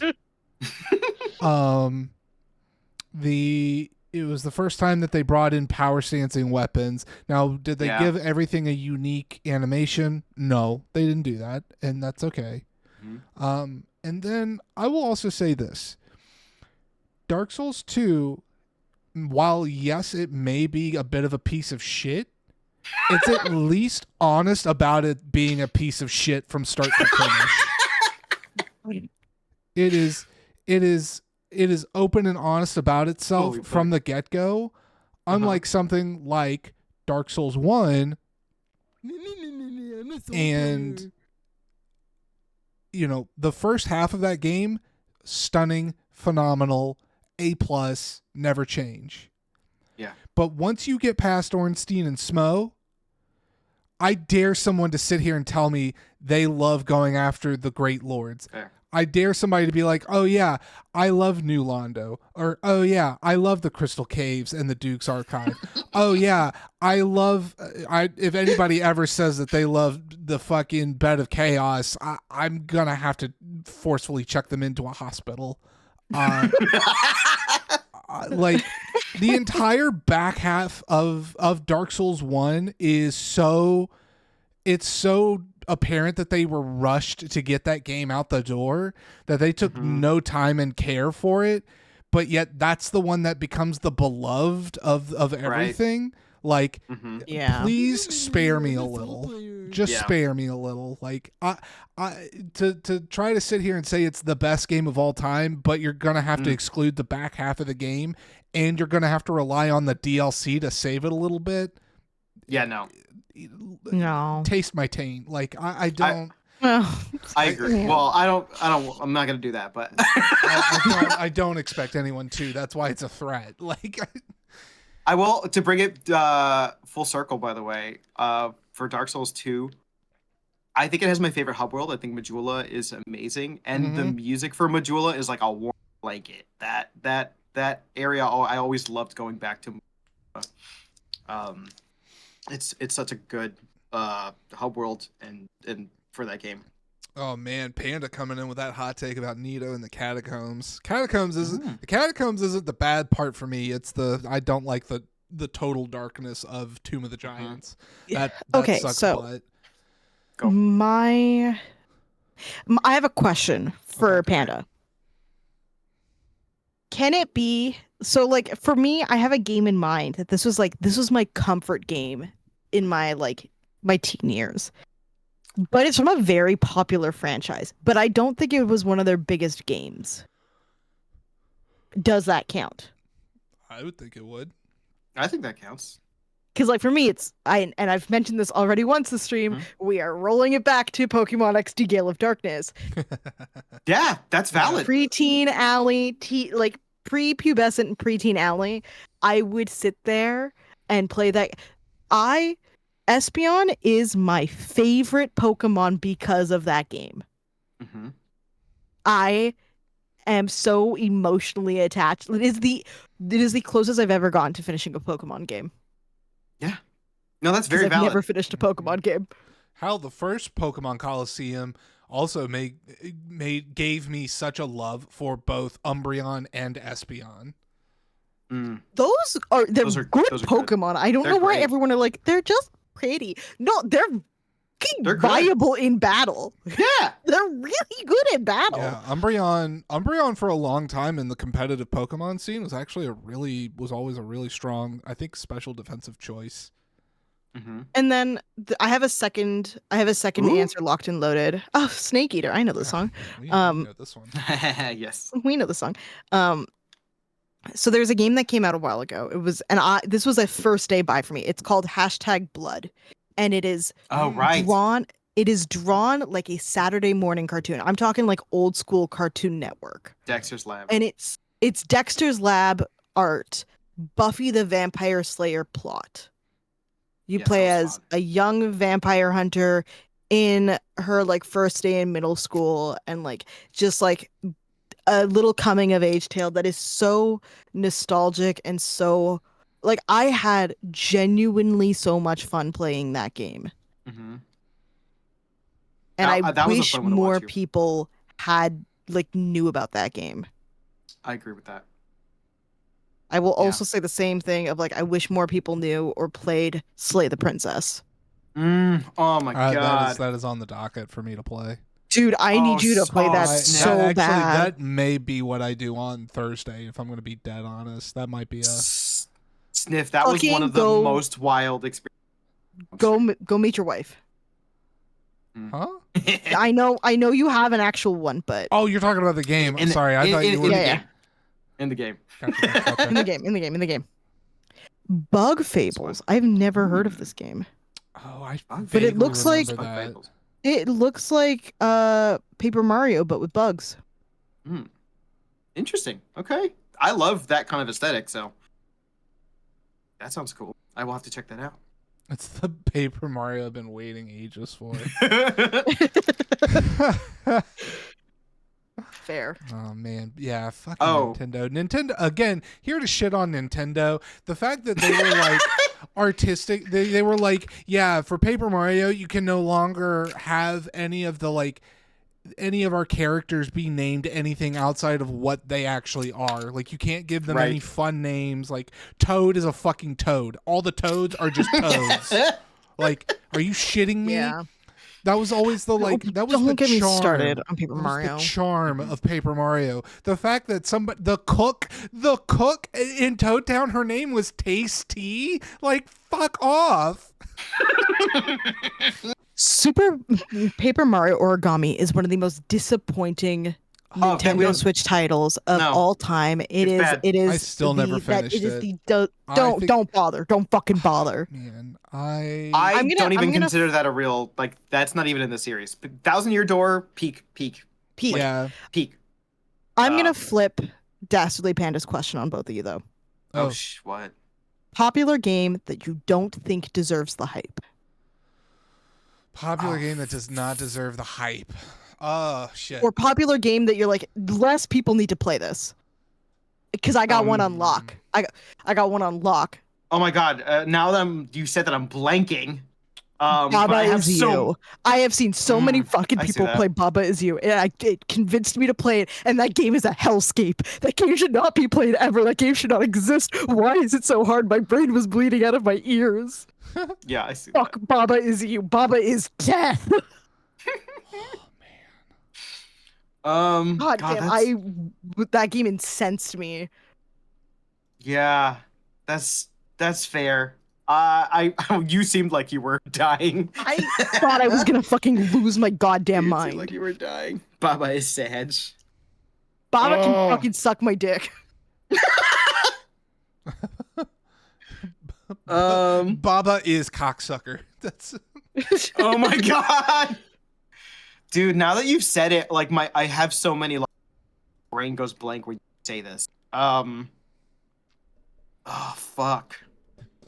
So here's the thing, but that's the point, Mark. It's at some point it stops being fun. Mm-hmm. And that's not what a game should be. Unless the point of the game is to like be emotional, but the point of all games stop being fun. Yeah. That's a hot take, Mark. That's a really hot take. Speaking of hot takes, just a warning: we are a minute 30 from the next round of ads, so okay. Just oh FYI, God, already? everybody. That was fast. Do you okay. have one, Stiff? Because I'm blanking. And this is a really hot take. Okay, this is Go for it. This may piss off somebody. I'm not even. If you say Nancy Drew, I will kill you. It is not, but holy shit, would that have been something? That is funny. All right, and I say this saying that I've played it a ton, and I've had fun when I'm playing it at parties and having fun with friends. But is it genuinely worth like all the love and the super hype that it gets? Oh man, I'm ready to get flamed. Fucking Mario Kart. Mark has left. Mark is banning you from all platforms. It may be. I suppose I made it. Wait, hold on. Mark agrees. I get it. It brings people together, and I totally take in everything about, the impact that it has, and I've had tons of fun in my past playing it because it's been with friends. It's not been the game itself. Sure. It is not about that fucking game itself, though. It is about me playing it with my friends. Fair. And like, and creating memories. But just as a game, I think it is so fucking overrated. I also don't like racing games in general anyway. So like, that's fair. I don't. See, at this point, I would have said Smash Brothers because I'm done with that series. I would almost say Smash, but because Smash has not been something so prevalent in the zeitgeist, now that like they're not putting out new characters, so it's not just constantly in my face. Whereas something like Mario Kart, especially Mario Kart 8 being the like #1 sold game for not just the Switch, but for also because it's the same game that they brought over from the Wii U, correct? Like it's not like there was no actual new Mario game from the Switch. Right. It's the same game. So Nintendo's been riding that dick for like 10 plus years now. Of course they have. I will say I'm going to agree with Void. Double Dash was a goated version of Mario Kart. Oh, Double Dash was still my favorite. That was an actual interesting game because there was some actual like cool mechanics going on in there. I'll agree to that. Can I hot take on a game that has just come out that I'm like, this is going to be overhyped? Let's go. Date Everything. I'm so sorry, Anna. I know you were playing it earlier today. That game that game is literally cringe factory. I'm not even aware what it like. Date Everything is a dating sim where you get to date furniture in your house, and it has 100+ voice actors. So you get to play as JD Vance, is what you're telling me. JD Vance on drugs. And sorry, you mean JD Vance? I played the demo. I guess they saw my content and then gave me a code on top of it. That's funny. So I technically own the whole game. Much to my dismay, because for me, the only enjoyable bit was seeing the character design. But like I have no interest in this game. Yeah. There is no like there's too many characters that they can't actually build real personalities. They're all going to just be bits. Right? Yeah. Mm-hmm. So then what is the point of that? Right. Yeah, I can see that. So I'm gonna play it. I'm gonna do it because hello, I would like I'm not gonna deny that I'm doing it for the metrics and doing it because they gave me a code and because there's Twitch integration with the code that they gave me. But like you're gonna roast it to high hell, aren't you? I'm literally only doing it so that I can be mean about it. Every Call of Duty does suck for everybody. Sorry. Yeah. Fucking Call of Duty is Call of Duty. I'm gonna do the same thing. I'm gonna shit on EA, so all the sports games, Battlefield, like those kind of companies though aren't doing things to make new and fun and interesting mechanics. They're doing it because they're cash grabs and because they're improving on very small things that matter to their players only. I love Whoever that just EA fucking snorted. made fucking made sports games, but it's like you love that sport so much, just go fucking play the sport. No, but True. Stiff, what about the manager mode where you can manage a team or gotcha for your favorite soccer players? Then I don't know. Look, go masturbate to an Excel sheet. I don't know what to tell you after that point. Like, oh my god. God damn, dude. I guess for the longest time, and I've only played, I couldn't get through, and this might be my hot take.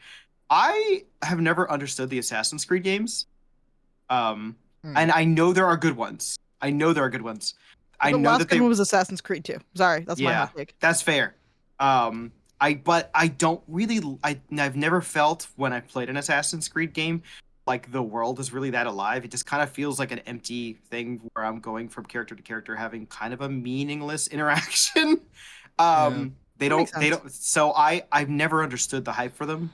Personally, I don't think that. I thought some of it was kind of fun. Like I like the idea of the climbing up things and parkouring, and especially when they were really starting. And I mean, they did it with, I'm thinking 2. Like I think when everybody thinks about Assassin's Creed, they think about 2 because that idea of Renaissance Italy, and you're climbing, along these like really cool monuments that we know from the past. And in a way it was really cool. Like if you actually dug into, because I thought they did always a good job of weaving in actual historical events with their weird pseudo sciencey kind of thing that they had going on, especially like the first 3 games in particular, because they had the whole outside the Animus with Desmond. And I don't. I hate that they let that go. Like I feel like they shot themselves so hard in the foot when they did that. Sniff, do you want to be a favor? Skip the song. Oh fuck yeah, absolutely. Good. I refuse to let that song play. Thanks, Capo, for flagging that so I can immediately eat it. We talked so much shit about it earlier that it came in.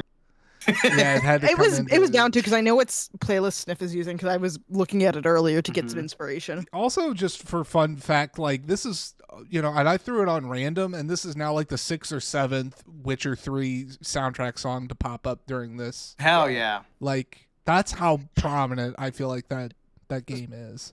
So here's my thing with Black Flag, and I'm jumping in on chat. Sure. And it's actually something that Sniff mentioned. I thought the Animus stuff is what really made the Assassin's Creed games come alive. There was this very rich, weird kind of story, right? And then you take that out for Black Flag, and you're like, okay, so it's just historical simulator now. And they did something weird though with it for Black Flag, where they were doing the Animus, but it was basically put into a first-person perspective, and it's treating you like you're this new employee for Abstergo, and you're a Animus diver, and you take on the thing. That's the whole point. Was like this was people in Desmond's history was the original plot. Like, the only reason you could go back in the Animus was because you were going back through your own ancestral line. You were calling upon your own DNA, which I was like, oh, I love the science fiction to this, like the idea that like generational like memory. But then if you take that out, then what is the point of the Abstergo? Yeah, at that point, like they should have just started the game, and it's like, this is Assassin's Creed, and you're just playing as Captain Kentway, and you. Yeah, and like I get what you mean, Guilford, that like that's not the reason you go and you play Assassin's Creed. It's still his DNA, but you're not playing as Desmond anymore, Void. So that point doesn't really help. Like that, it's still not the same. Like you're not going into your own DNA, you're just going into someone's DNA. But it was a very interesting concept that I wish they'd called upon more. And then instead of calling upon it more and really trying to utilize that, because like realistically what would have made the Assassin's Creed games more interesting was if you had this call and response between the present day and the past. Yeah. Picking up skills from the past, influencing past and historical events, and then watching in real time the actual effects. And then being able to take that into the real world and use it. Right. But they end up just yeeting all that shit out. Yeah, like I was more That's disappointing. Before they like, what was it? Was it during 3 that they do it? Shit, I don't even remember how the timeline, like with the series of events that they do between 2 and 3, but essentially like I was always hopeful that they were going to do what you were saying, Allie, where it's like we eventually just play as Desmond, and Desmond becomes this modern day assassin, and so we start. Yeah, and that was cool. Start being more within the present day, but Desmond dives into his memories, into his genetic memory, to to touch on these past assassins, so that way he learns from them or uses them, because they kind of almost do that in some way within Black Flag, where they basically like they are using the Animus to find these pieces of Eden that got lost during this time frame, and try to find them in the modern day. Then they fucking kill off Desmond. Spoilers. Yeah. Cool, so I'm not playing that. Right. And they kill him off in the stupidest way too. It's so fucking really stupid. Dumbest fucking way. It's so dumb. So fucking stupid. Capo, if you ever pick up Assassin's Creed, I know there's a lot of love for Black Flag. If you like ship sailing stuff, play it. I would play 2. I got Wind Waker. The one in Italy. The one in Italy is really fun, and you get to murder some really fucking awful people. You get to kill the Pope. Cool. You get to kill the Pope. Sign me up. Yeah. I'm not condoning to kill the Pope. I'm just simply saying that you get to kill the Pope. Not you get to kill. You said it. But in Francisco Borgia can. Oh my eat god. A dick. Yeah, you get to kill Borgia. Yeah, it's interesting. I've always seen them, and I've always seen people playing, and then so many people sing their praises. And then every time I've touched one, I can play them for like 10 minutes. And then Brotherhood was actually a really good. Yeah. Secondary like offshoot of Assassin's Creed 2, actually. Okay. I know people really like Brotherhood. A lot of people actually shit on Revelations, which was the 3rd one. But I actually really liked Revelations. I thought they were it was really cool. It was just really cool in the sense of like somebody who was, for Ezio being so successful of an assassin, that he actually gets to be an old man, Right. Yeah. That was one of those series where I just wish the developer would have taken like a lot more time in between titles, but they kind of just continued to pump them out on a pretty regular basis. I think for me, it was just like the series had a natural end and they pushed past it. Yeah, that's always not good. Yeah, but I think they shot themselves, like they prematurely brought in that end, and then tried to push on past that as well. Yeah. Yeah. Yeah. That's too bad. It's genuinely a shame, but it is still a very interesting series up until, a certain point, and then, you just you say that's the end, even though that's definitely not, and you just go, nope.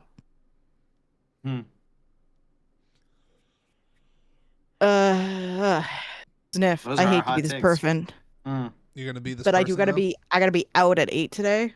Okay. Cool. Heard. So. We have no food in this house, which means I have to go get food, which means I gotta. Oh my goodness.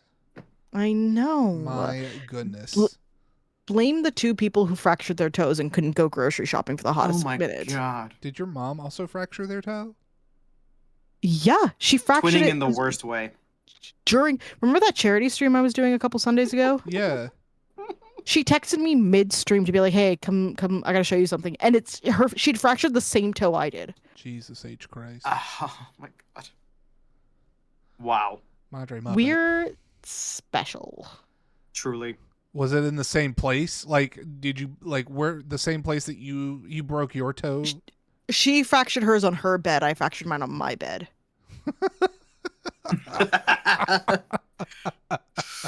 It's very funny. It's very funny, boys. You guys are gonna get put in a padded room. Oh my god. We're gonna take away all the sharp stuff and Oh, one last question. What game or series deserves a remake, remaster, reboot? Shit. Oh. Honestly, I have a very easy one, and it deserves a full reboot. The Fire Emblem games. I fucking love Fire Emblem. I think that those need a very hard reboot.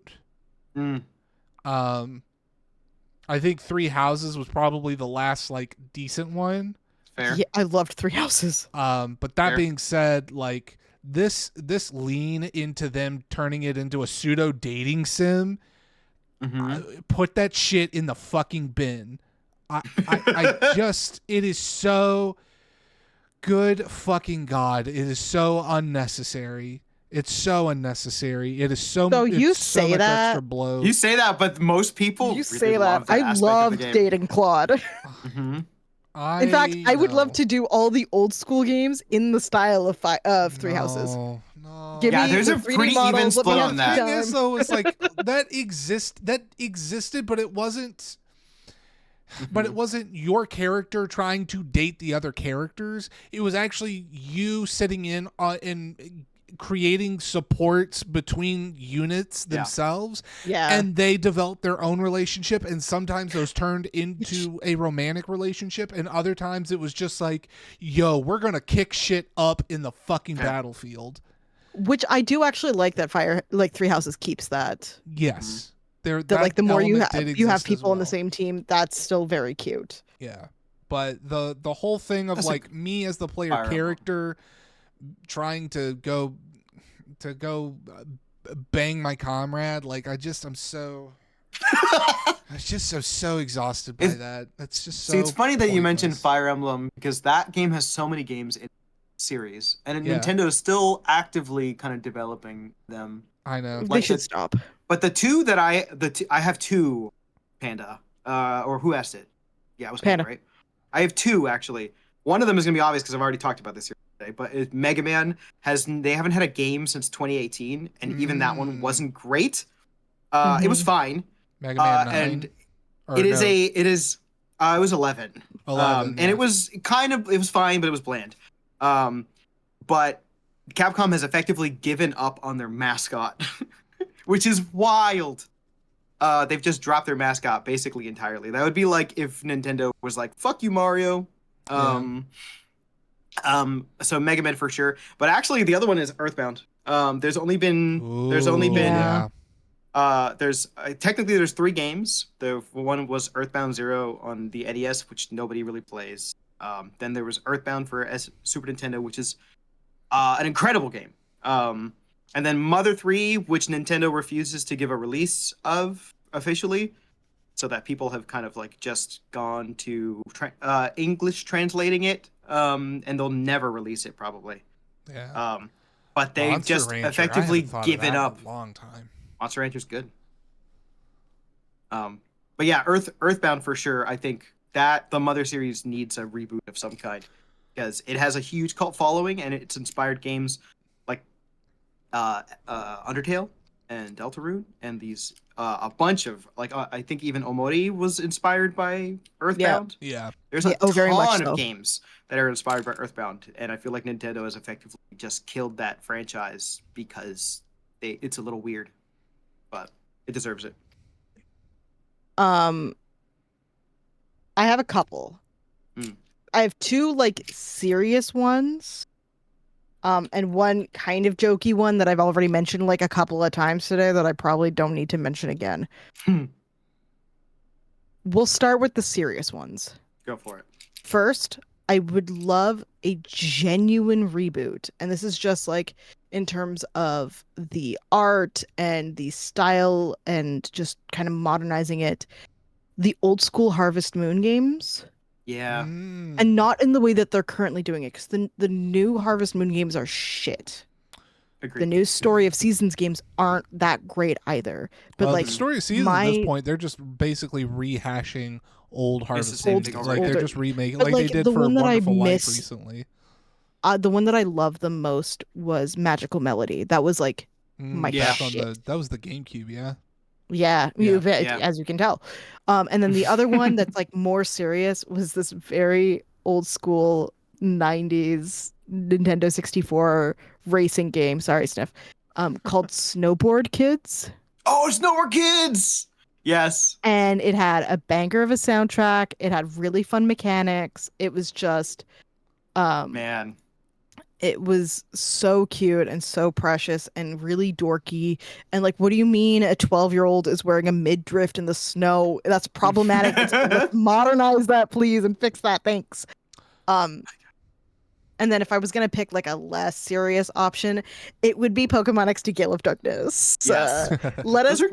Let Genius Sonority come back. Take back the Pokemon. We don't let Game Freak keep owning it. Give it back to Genius Sonority. They do fun, interesting plots. That's a kind of a spin on this question, and I think unfortunately this will be mostly on Daniel. Is do you think with Breath of the Wild and Tears of the Kingdom, is this the attempt to do basically a hard reset on the Zelda just in general, or do you think this is just a like another like just blip essentially? I don't think it's a blip at all. Especially with how successful they were. They also introduced a lot of new people to the franchise. And I think Nintendo, what they care about for like the most is introducing new people to video games, and they're established. Like that's what the Wii was about. Was they didn't give a shit about. Like they had already had you. They wanted your parents. And so like with the Switch, it was like we already have our established fans. We want new people. So let's do something not entirely new, but let's just try something radically different. I just think that whatever is coming next is going to be some kind of hybrid of the two approaches. I'm going to say, as someone who did not grow up with the Legend of Zelda series and then coming in as an adult, looking at Breath of the Wild and Tears of the Kingdom, this looks like the beginning of a continual storyline. Because from what I know about the Zelda universe is that while you have some reoccurring characters, you never have games that directly interact with each other the same way that those two did. You have a couple of instances of what they do. But the only one that did that was between Wind Waker into Spirit Tracks into Phantom Hourglass. Or that no, one's vice true. Or Wind Waker, Phantom Hourglass, Spirit Tracks. Yeah. Technically also Ocarina of Time and Majora's Mask. The same continuation. Yes, Void. But like Ocarina of Time and Majora's Mask don't feel like like they don't feel like sequels. They feel like two distinct games set in a universe. They when you play them, they do, because it's clear that the character is still the same character and they're still thinking about the things that happened in the first game. I guess it's because like I'm coming in from an outsider's perspective, and then like from a lot of the lore and the like people who have spent their lives with this, kind of like breaking it down, and then being like they're paired, but like it doesn't feel like this. It feels like the same Link, but maybe not the same Ganon, or like maybe like they're not necessarily like direct sequel. Yeah, I think at the end of the day too, Nintendo doesn't give a shit about like continuity. Like I've had this argument so many times, and it's fine if you love the continuity, but like at the end of the day, they really care about is the gameplay and the what it serves the game that they're making at the time, and if it fits in, then they'll like. But I think that's kind of the point that I'm trying to make, is that they don't care about continuity, and yet they push it for Breath of the Wild and Tears of the Kingdom. They also actively disregard it in areas which it's convenient. So like that's true. Without spoiling too much, there are things in Breath of the Wild that are just magically gone in Tears of the Kingdom because it would be annoying to put them in. And some characters that conveniently don't remember you. And so those are little aspects of. Okay, good to know. I just like this is coming from like an outsider's perspective of like. For sure. Based on my understanding of like the cultural zeitgeist, this is what I've been able to take away. Yeah. But they do feel like the start of something new, but I don't think it's like we're not going to get a sequel to Tears of the Kingdom. I think Nintendo's like, well, I think people are done. We're going to do something else now. I mean, they did Echoes of Wisdom, which was its own I love that. Very interesting. Speaking of another game that should get a remaster, if anyone remembers Chibi Robo. I love Chibi Robo. So many people love Chibi Robo. Here's my thing though. That game is special. Some games just deserve to be restored, but not updated, if that makes sense. Yeah, and that's what I mean by like just like fix the graphics, put it back out. I love that game in the way that it plays already. I would just like to play it again more accessibly. I just want straight port. I don't even need them to like touch it. Yeah. Sometimes a remake is great. Just let me play it again. Sometimes a port. I just meant more like refreshing the graphics more than anything.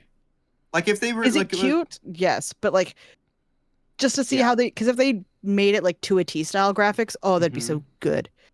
Yeah, but like you actually, it's funny. Y'all brought up you brought up Yoshi's Story earlier. That game, I don't think I would never want to see a remake of it. I'd like to see a remaster. And then Sniff. With that anymore.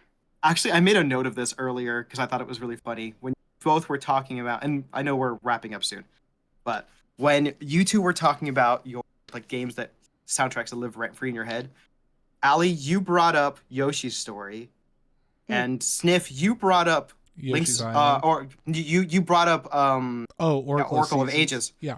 So I believe they're both the same composer, or at least Link's Awakening is the composer. Kozibu Totaka is not only the composer, but also the voice of Yoshi. So like those things are linked. Oh, incredible! That's really funny. Oh, incredible. Also like the king of head empty games because he also like Wii Sports and like Animal Crossing and Luigi's Mansion, and those choices were linked. So Stunning. I thought that was adorable. Vigorously shaking Stiff's hand right now. Yeah. Oh man. All right. We should probably start playing a Nancy game. Yeah, we might as well. 2 hours in. For the minimal, that's the longest we've done. Part. I can sit here and talk with y'all for like 8 hours, but I'll y'all. I mean, you're welcome to stay for the Nancy if you would like.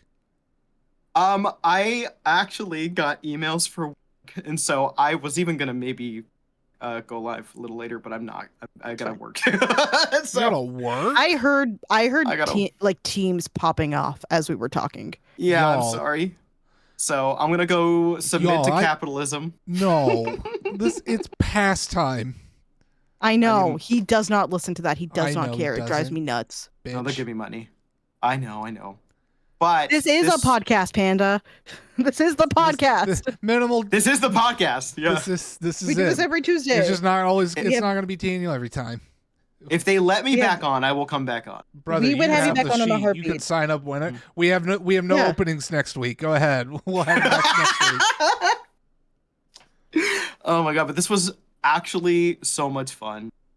Thank you so much for letting me be on here. This was Yeah. Yeah, no, That's- fucking art. We've been waiting for this, dude. Yeah, we've been trying to get your ass on here, so it took a minute and a half. My ass is here. It I is. know. Oh my gosh. But yeah, thank you all. This was so much fun. Appreciate you. No, I appreciate you, dude. No, thank you, Daniel. For those of you who are unfamiliar, Oh god. go I'm gonna follow leave that right bitch. now. I'm gonna leave right now. Ew, gross. You're lucky Yeah. I didn't fucking play a clip, you ass. Oh my god. Okay, I'm leaving. Thank you. All this, but also fuck you. Wait, what are you talking No. about? There's a clip right there. No. I was about to do it. Yes. Sammy. Okay, bye. I'm leaving. My cat is howling. Later, Bye buddy. bye. Love you. Love you, Bye, Sam. love Did you you. hear that? Sammy. Yelling Did you at hear that? Sammy being a Sammy, are you being a good? bizzle. I'm gonna swap over Jesus to our There we go. Oh man, That guy was cool. That guy's the greatest. that dude's so I love that cool. guy. That guy's one of my best friends. And then he comes back in here. He's like, I gotta leave, and then he immediately rocks his ass. Piece Oh my of god, he shit. fucking would rocks as I'm being serious. You piece of shit. Go fuck yourself.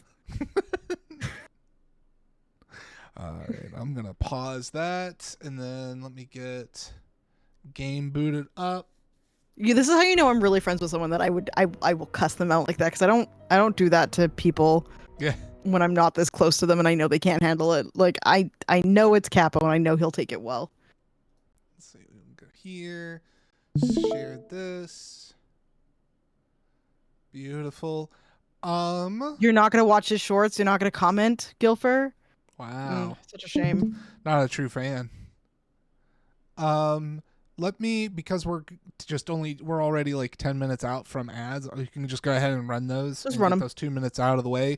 That gives me opportunity to go piss girl. So that'll Yeah, work go piss out girl. just fine. So I'll hit this. I'll pull up game, and then I'll BRB. Yeah, but Capo, you also make me cry. So like, it works. It works both ways. Okay. You make me cry from joy sometimes. So you get the full swing of emotions. I talked to my mom about it later and cried again a little bit. So.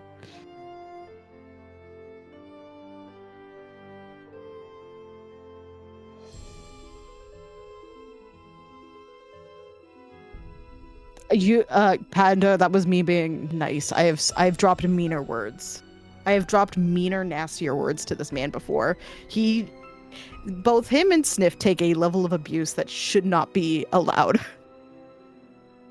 And yet, I do it anyway.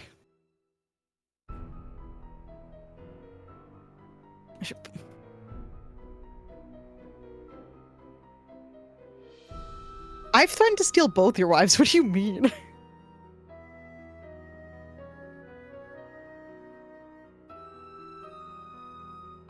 It's my joy to try and steal your wives.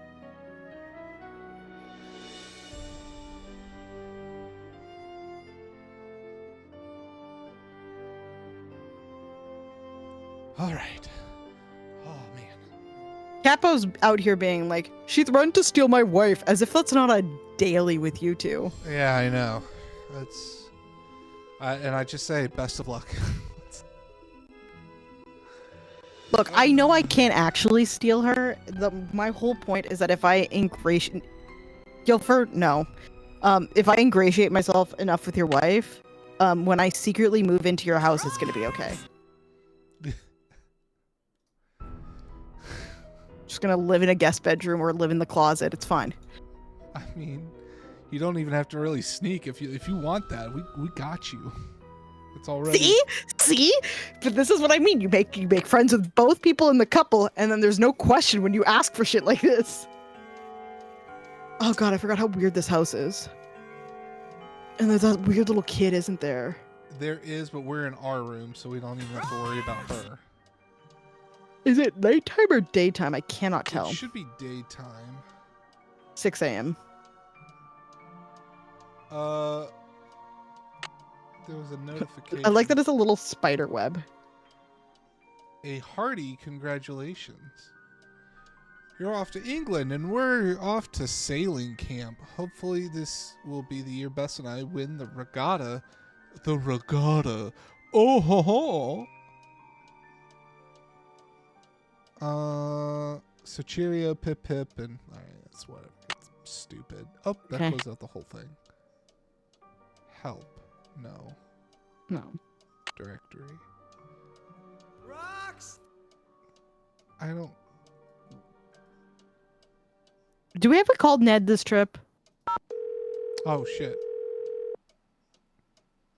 Who are you calling? I don't know. We're sorry. Your call can't... Okay, cool.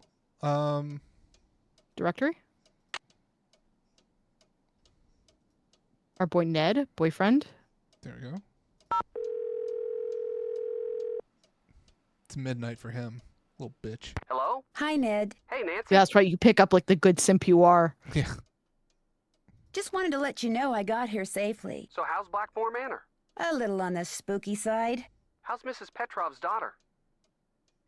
A little on the spooky side. What do you mean? It's just very strange. She stays in bed hiding behind this curtain all day. Do you have any idea what the deal is? Nope. We'll just keep talking to her. As soon as she knows she can trust you, I'm sure she'll open up. According to memory. It is the best soup, period. Yeah, it is just the best soup, period. But here is my stance. If you've never had the best soup, period, subjectively, the best soup you've ever had yet is the best soup, period, up until you've had the objective version. Hence why I will not drink the pea soup.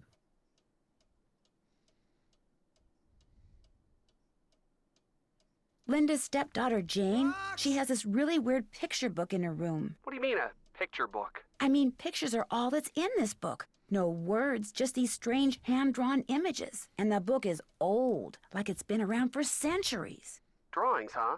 Maybe it's some kind of an ancient instruction manual. You know, for people who didn't know how to read. Could be. When I asked but I her love that about it, everybody's Jane just said her like, grandfather it's pea gave soup. it to her. Like, it's only And just pea. then... And then what?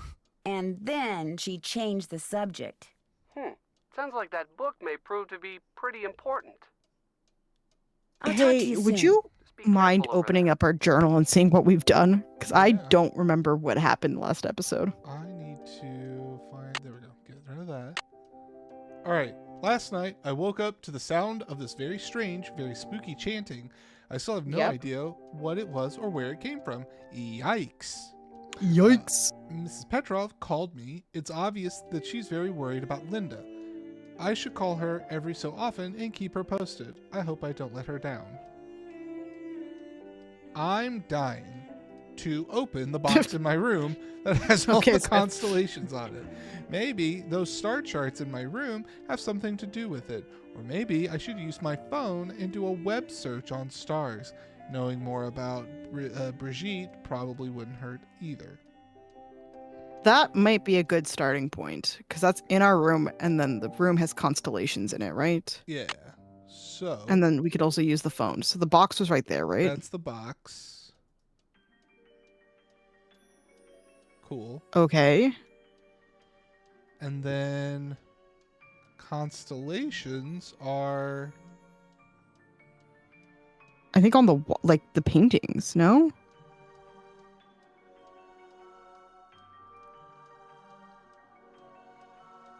Or not? I don't see. There's this jackass. Why don't we use the web to look at the phone? Web. Internet browsing. River Heights Happy hunting. Wireless. Boop, boop, boop. Okay. Click the search button. Okay. But where do you see a search button? Yeah, right? Internet. On top of the screen, click the search button. Oh, oh, top left corner. Yeah, that's so intuitive. Okay, Holy that's shit. yeah, that's where. Why stars seem to move. Oh. Beast of Blackmoor. Healthy diet for parrots. Oh shit! There we go. And Roman numerals. Oh, we're back to the Roman not numerals again. Oh, fuck me. Okay. We're back to this Let's start with again. why stars seem to move. Holy crap. Ecliptic. I had an ecliptic once. To someone standing on the Earth as it makes its annual journey around the sun appears to move through the surrounding stars on a predictable path. This path is called the ecliptic, and the 12 constellations, groups or patterns of stars that have that can be seen as seen from the Earth, through which the sun seems to pass, are known as the zodiac. The planets also appear to move through the zodiac, and like the constellations, they have been named after Roman and Greek gods. Boop, boop. Aries to Mars, Taurus, Venus.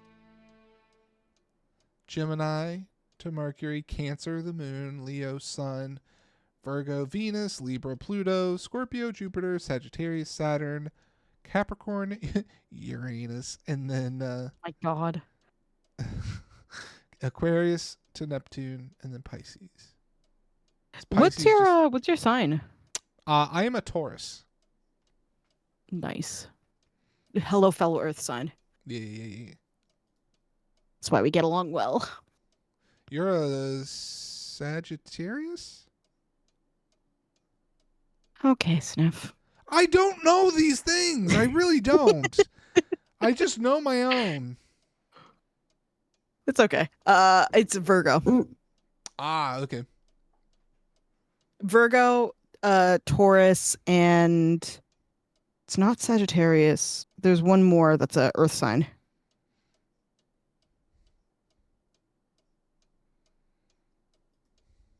Capricorn. There we go. That's the one I was missing. Did the music of the game just suddenly cut out? Yeah, it did. Okay, interesting. That sucks. That's great game design. Yeah, right. These and many other heavenly bodies appear and disappear from the sky throughout the year because the Earth is tilted on its axis at 23.5 degree angle. Because of this tilt, the Earth is tilted. Bro, it gets so tilted. Okay. It's salty. It's a league I'm player. wondering... What you got? What you League thinking? player. Oh, God. I'm glad that was a slow burn for you. It was a slow burn. Scroll down a little bit on this page, just a little more. That is as far as namely because I don't. Okay, close this. I don't know if we actually need this. Get the fuck out of here. Because notice that there's that one with the Earth on the axis, right? That picture right ahead of us. Now turn. To left or right? It doesn't matter which way. I don't care. I There's just want to look around the We room. can just turn around. We can back off. That is what You had to back up a bit. You were a little too close to the corner. Oh, now turn to the. Yeah. Okay. Okay, let me look at this because it looks like there's two things on this one. We can get all up in there. Oh, you can grab stuff? Yep. Okay. Interesting.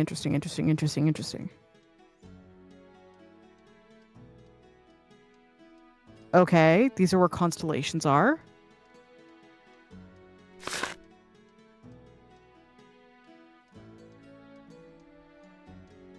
Lyra, Sagittarius. Okay. You know what's really funny about this word? Yeah. It's tit. Oh my fucking God. And what's even better is that it's on here twice, so there's a pair. Pair of tits. You're a fucking pair of tits at this point. I'm a boob. Oh, actually, can you go back one? I have a great joke for you. Let me see. How does it start? Okay. Go for it again. Damn it. Sorry. No, you're good. It's not you. Now I put my brain on the spot and it doesn't wanna fire off. Oh, when God created woman, he gave her not 2 breasts but 3. But when the middle one got in the way, God performed surgery. But woman stood before God with the middle breast in hand and said, "What do we do with a useless boob?" So God created man. Yeah, you've told me this before. I love that one.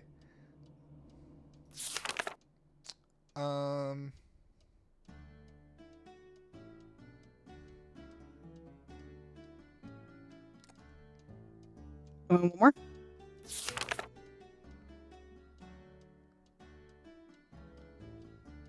Sorry, I've been taking pictures this whole time. That's why. Yeah.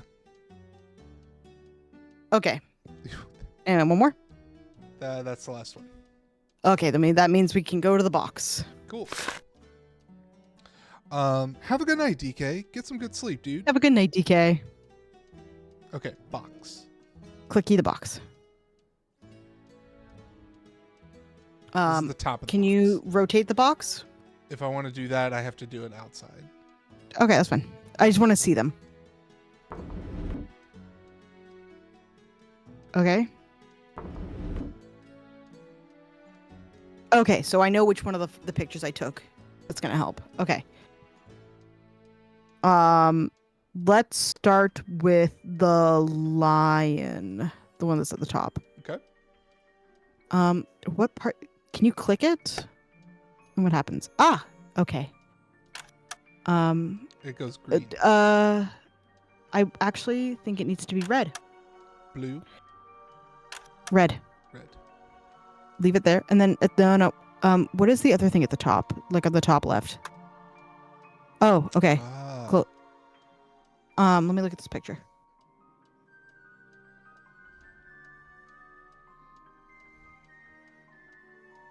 Can you actually fully open that again? So you probably have to click through.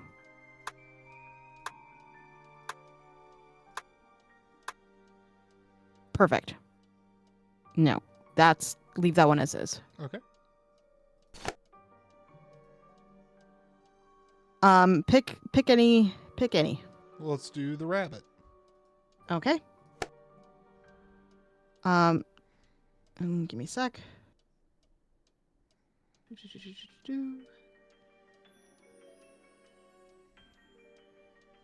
Give me green. Okay. And then we need the right half exposed. So this is perfect. Okay. All right, Pisces. Oh shit, did we do the line first? I fucked up the line. Oh, okay.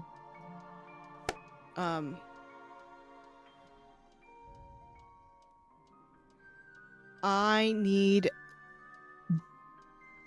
one vein obscuring the right edge, so just once. Yep, perfect. Okay. And get out. And now Pisces. Now the fish.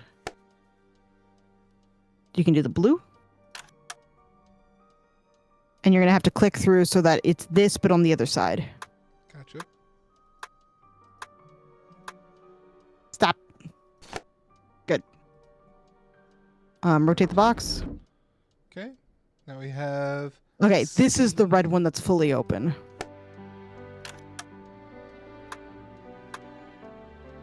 Okay. And then the goat, or whatever this is. I guess it's a lynx. Yeah. And then just shut it. Shut the box. Oh, it's good as it is? No, like shut the vein. Shut the camera. Cover the thingamajiggy mabobber. Oh, hold. Wonder what this is. It is, I guess, a diagram of telling you a piece you need for the telescope. Yeah. Oh, it is the piece itself. Oh, it's the piece. Nice. And it's saying, hey, it goes at the end of the telescope. Don't we have a telescope in our room? We have the start, but we don't have the full. Oh my god, we're gonna find a whole fucking thing? Okay. Yeah. Okay. Okay.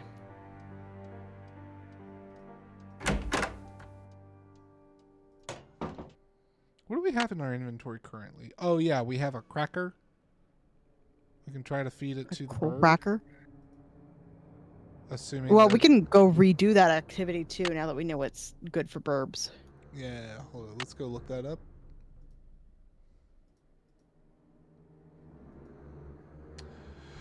Parrots in the wild eat a wide variety of foods simply because a food source that's available one day may no longer be available the next. If and when the opportunity arises, wild parrots will eat fruits, seeds, leaves, nuts, and sometimes even the meat from a carcass. I've lost my fucking place. It only stands to reason that There. parrots in a captivity will thrive on a diet that offers a variety of fresh foods, too. A healthy diet includes deep-colored vegetables, about 30% of the diet, such as carrots, greens, peppers, and broccoli. Broccoli. Quality proteins, about 20%, such as non-fat dairy products, commercially produced mealworms, and beans. Additional fruits and vegetables, about 20%, such as corn, tomatoes, bananas, apples, and blueberries.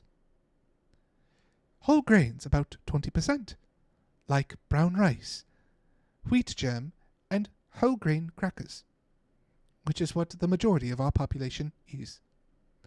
Nuts and seeds, about 10%, like peanuts, walnuts, and sunflower seeds. Never feed your parrot avocado, tea, coffee, chocolate, uncooked potato, or any kind of lunch meat. These foods can be toxic to our feathered friends. The end. Okay. So, I guess if you want to, just grab us a little photo of that for our reference. Yeah, absolutely. Before we go waltzing up into the easy bake oven of Yeah, crackers. we should be good. Cool. Though we may not be able to go in there. Hello again. He was Randolph's grandson and the first initiate. Odo did not have the proper qualities for Randolph's instruction. Because he was stupid? No, Jane. It's because Randolph believed that the proper qualities skip every generation. We talked about that, remember? I guess. Milo was a great soldier, just like his grandfather. And with his grandfather's help, he was victorious at Caen. That was a battle fought in 1417, during the 100 Years' War. That's right. But I don't understand something.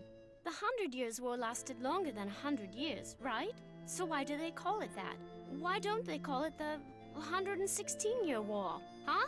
Oh my, look at the time. We need to go over your geometry. Please open your book to page 46 and read silently. Yeah, we can't. I'm afraid we're busy. Yeah, you can't talk to the kid when she's in class. Yeah.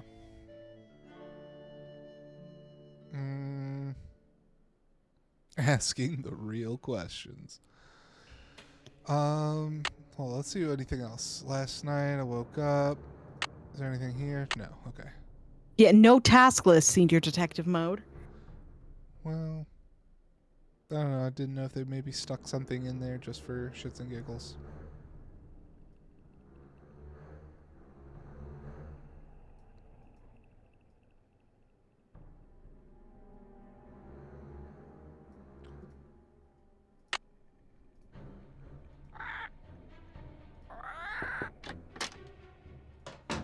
Oh, is this? This is a new room. This is where what's her face is.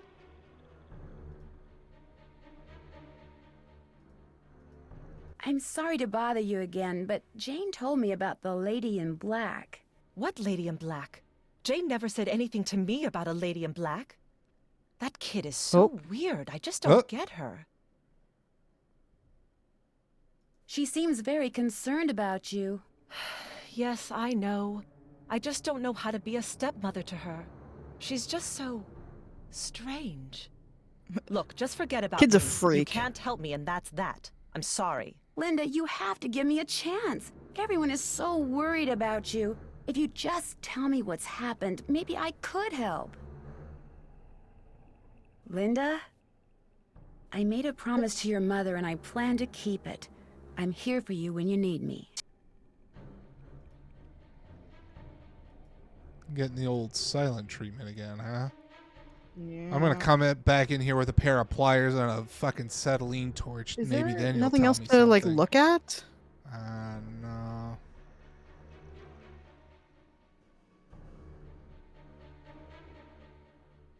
You know what's really funny? I've seen this exact picture before. You want to know where I saw this picture last? Was it in another Nancy game? No, it was in my hometown that I grew up. It was in our local McAllister's. What's a McAllister's? It's a deli shop. It's a chain deli place. Oh my god. Oh, I love the dev photos. Yeah, right. I love that you can walk up to them too. Wait. Is there anything else this way? No. All right, we're just. You spin me right around, baby, right around. This guy almost kind of looks like Love Mark a the little stock bit. photos. Looks like who? Looks like Mark a little bit. Look at him. I'm looking. Fine, don't agree with me. I don't care. You don't need it. I have to agree with everything. Hey, Capo says maybe. Mark is also confused. The guy has glasses. That's not my reason. So do you, bitch. Oh my god, I look like Mark. It's okay. Courtney's sister got zooted once and thought that Courtney was me when I was doing a face reveal. Guess she's not in her room. And a lot of people are like, the joke now is that Courtney and I are twins. Attention to the bird behind the curtain. Who's the pretty bird? You're right. I won't pay attention to the bird behind the curtain. This bird is so funny to me, though. You got a cracker for it. Bye, bird. Cheerio. Cheerio. I don't remember what I put in that cracker, though. Like, that's true. I don't. Fuck it. Who cares? You gonna kill the bird? Save. Fine. If you're gonna kill the bird, save. Smoked kid at own game. Good. Oh, great. You may kill bird. It won't let me do question marks. No. Fucking stupid.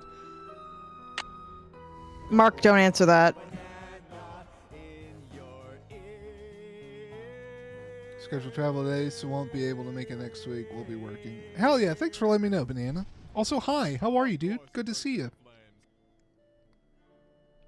Okay, Al, I see you. Okay, Mark. Watch us Good almost. spelling. Maybe we'll kill a bird. Let's find out. Uh-oh, not good. Stay away. Stay away. What's not good? What's not good? Behind you. Don't look. Don't look.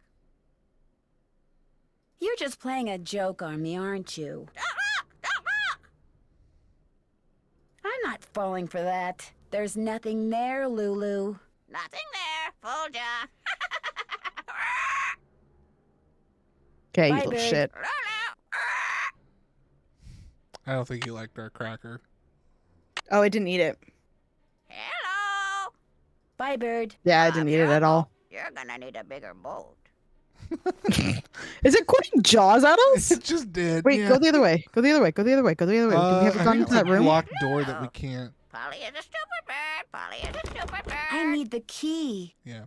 Right. Who's the pretty bird in the mirror? Who's the pretty bird in the mirror? Oh my god. Stupid fucking animal. I can't remember who the characters. Something else for this. Oh yeah. Yeah, there's, you gotta like little slot inserts in the for- like. It's gonna be something to slot in. Hey, what are the names of the characters again?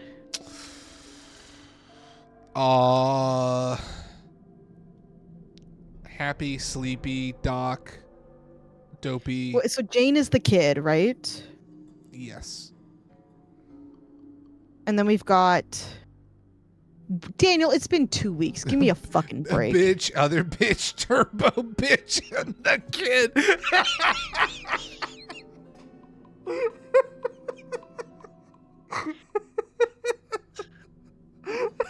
Good God.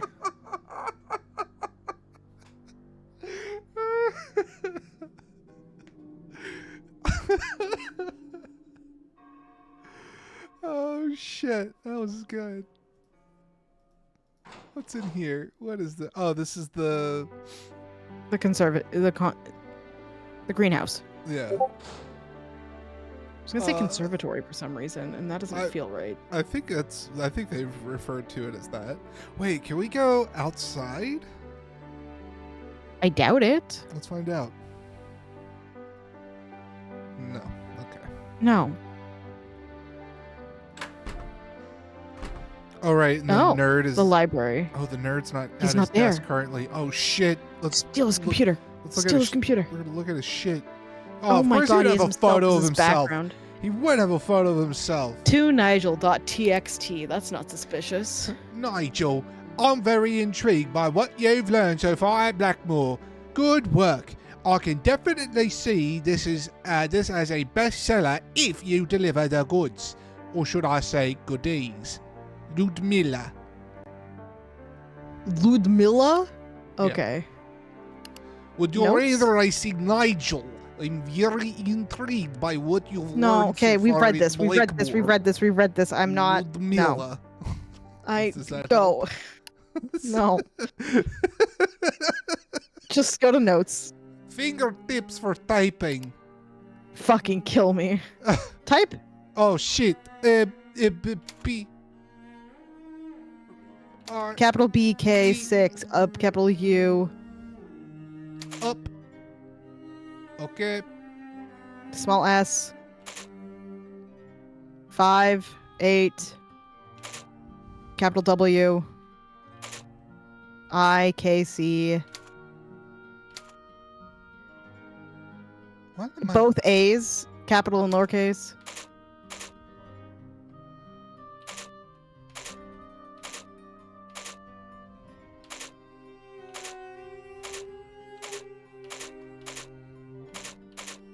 Yeah, we've improved now that we understand the shtick. here. Yeah, I thought I was trying to spell an actual fucking word. No. You're just trying to beat the clock here.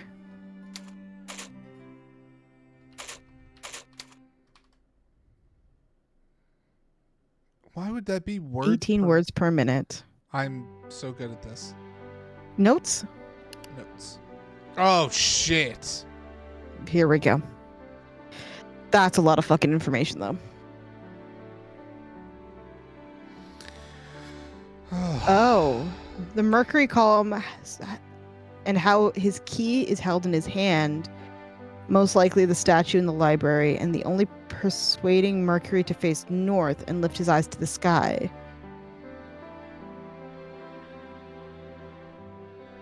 There's a secret passage.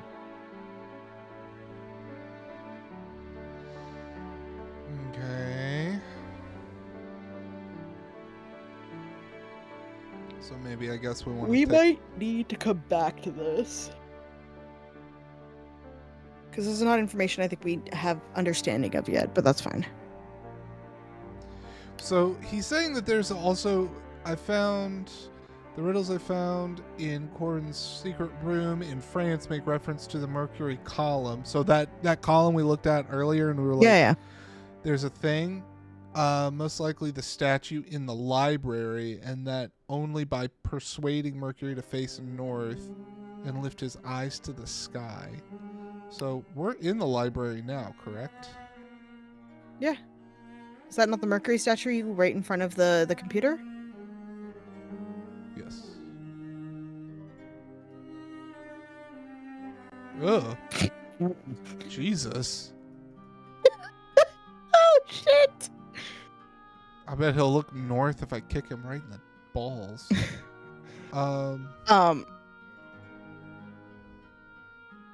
Yeah, okay. Is there anything else on this desk other than this shitty computer? I feel like it's gonna be something else in the room that triggers that, though. Yeah. Like, I don't know. Like that. It's weird. This emphasis. Like, that look around the room and see if there's anything like. There's this. Yeah, but it doesn't seem like there's anything clickable on it.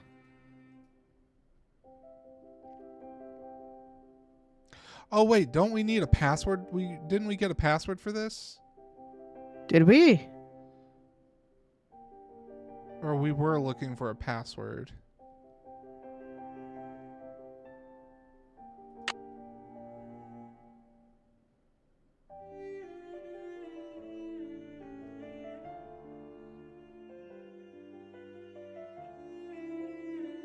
I thought, did we? No, we had to ask Jane for it, didn't we? Yeah. Maybe she didn't give it to us yet. I don't think she did, but maybe in the notes? That's what I'm looking now. Open the box. Emails. I can use my cell phone to surf the web. Someone scribbled down symbols for air, water, earth, and fire in that book about Granny the Frog. On the wall in Jane's room, tapestry that rambles on about moons and nights. An ancestor of hers named Charles created it. According to Jane, I'm staying in the room that used to be Brigitte Penvelin. Jane has this weird old book in her room. Yep. Old pictures. Jane mentioned that she makes cakes for Lulu in the toy oven, which made me wonder what the parents like to eat. I could check. Okay. Jane said Linda's downward spiral with the mysterious lady. The Penvelins have a pet parrot. The relationship between Linda and her stepdaughter Jane seems a little strained. Nigel is always typing. And then it's Nigel stuff. Oh, I get it. What he's always typing. That bitch is just playing a fucking computer game the whole time. Yeah. There's this guy named Nigel. Okay.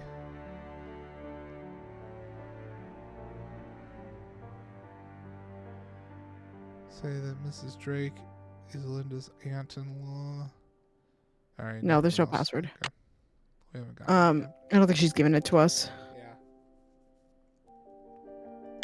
I think that's the point of us playing all those games with her, and then we didn't even get the password out of her. Turn to the left. Oh. Fuck me. Nope. Right here. Okay, so there's nothing in here. I just wanted to double check. I couldn't remember what was on that wall. Yeah. What time is it? It is. Oh my god! It's only 7:37. It's only 7. Okay. Can we? There's this back hallway over here. Yeah. I don't remember what was back here. Me neither. So there's a painting. Great.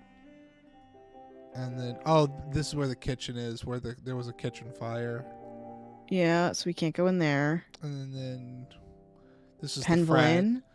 This is that's the room we're staying in. That's the paddle wall. That's the other side of the thing. Mm-hmm. There's a clock. Can we go to the upstairs? Mm-hmm. Or hold on, actually. You want to go into the conservatory? I want to look at the columns a little bit closer, actually. Okay. I just want to see them all again one more time. Alrighty. So this one has cupids. Yeah, omnia vincit amor.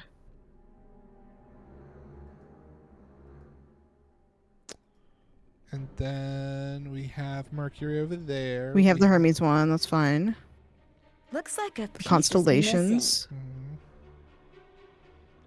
And then we have more Latin. Tempest fugit. Forget about it. Yeah.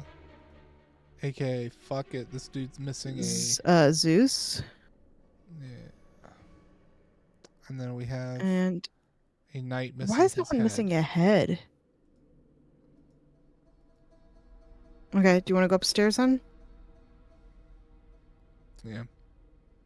Unless, hold on. Can you, before we go too far upstairs, can you go check out the paintings? A bunch of them looked really normal, and then one of them looked like rather modern on the other side near the headless knight.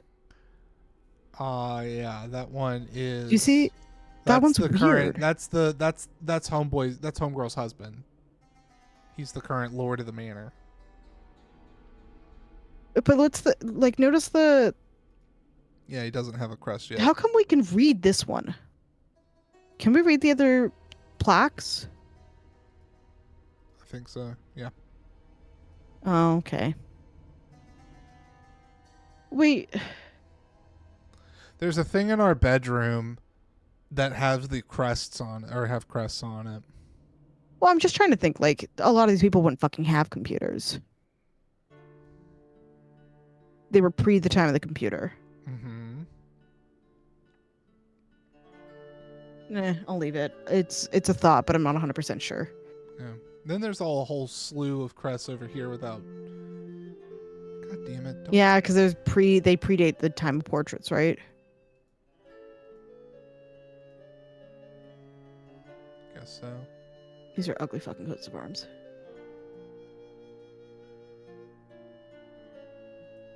Let's see. Here's somebody also missing a.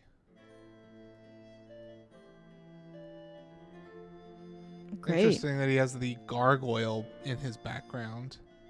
Yeah. Speaking of, that's just Willem Dafoe. This is Willem Dafoe.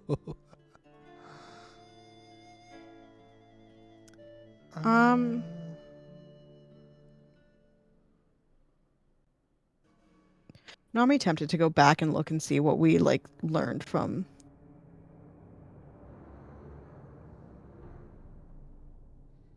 Like, go check our last VOD and see what we talked to Jane about. But yeah, go in the. Let's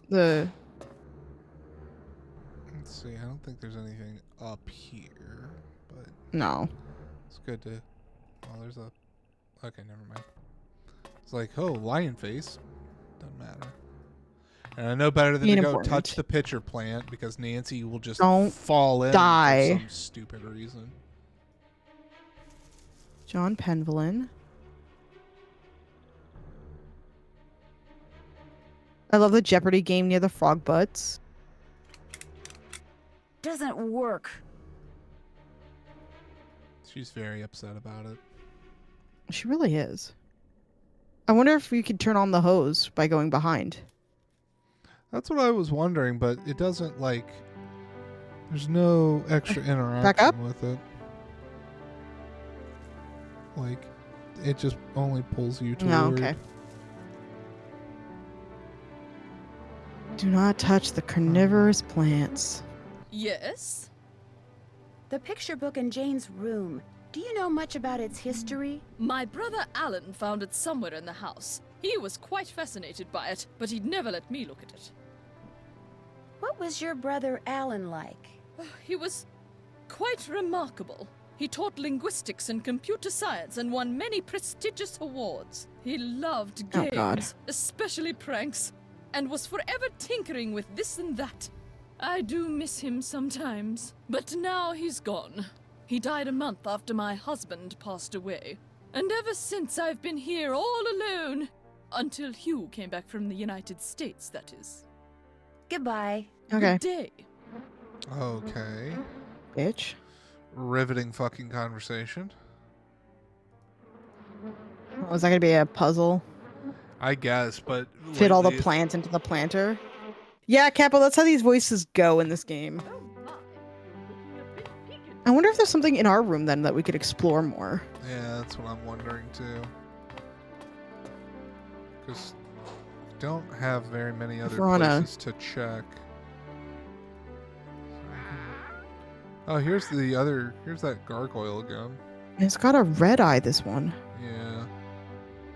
I need something else for this. Okay. Okay, so we do need something for that. Can I feed it a fucking cracker? No one wants your shitty cracker, dude. This. Nobody wants your fucking cracker. It could be worse, Capo. Could be the racist Japanese accents. Yeah. Wait, what was that door we just passed? That's Jane's room. That we didn't... Oh, okay, is it? Sure. Yeah, wait. Yeah, that's just Jane's room. And the stairs? Yeah, and the stairs, remember, they make those sounds, and then at the top is the right. levers, Yeah, I had a note about that in my phone. I was confused as fuck.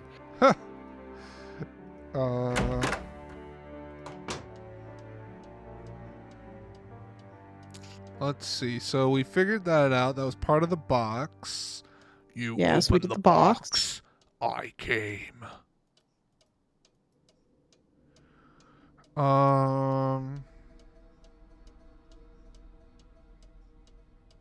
By the way, the secret to the box was the coat of arms for the family.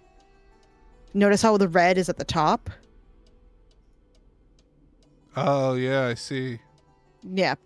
That's funny. I like that. Okay.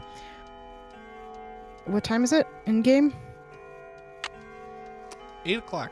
8 o'clock. Okay. I Let's wonder if rotate that around the room, is- please. I wonder if that is AM or PM, though. I actually am curious. It's AM. It's AM. I don't want to disturb them. Because I think the Nancy Drew games use 24-hour clocks. Or no, that was just the last one, wasn't it? Yeah. Oh, the racist Japanese one, Mark. You missed that. It's on YouTube. Yeah, dude. Can you go to the chair? The like the 2-pillow thing right there? Nope. No? Weird. I can go back to this thing, but oh, wait. Oh, there it is. It was like there's no way that wouldn't be of interest. Something fits in here, but what? Mhm. I don't know, Nancy. How about you fucking tell me? Actually, You want to use just try it. I'm just curious. I hate this. Fuck that noise. That was literally a guess. Oh. Okay, now I gotta understand whatever the... We're nipple pushing now. I don't know. Wait, back up for a second. I just want to see the phase of the moon that was there. Mm-hmm.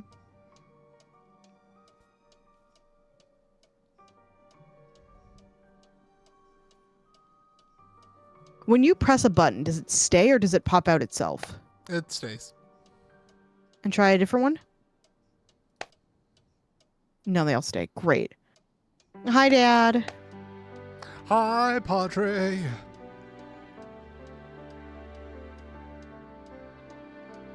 Okay, that's stressful because hold on, let me look at the pictures that I've taken. I'm assuming it is press all of them, but it's press all of them in a very specific order. Yeah, that's what I'm wondering. Because you'll notice they have like connective lines. Yeah. Going across and down. That's true. He says it might tell you after, so just fucking blast through them. Press them all.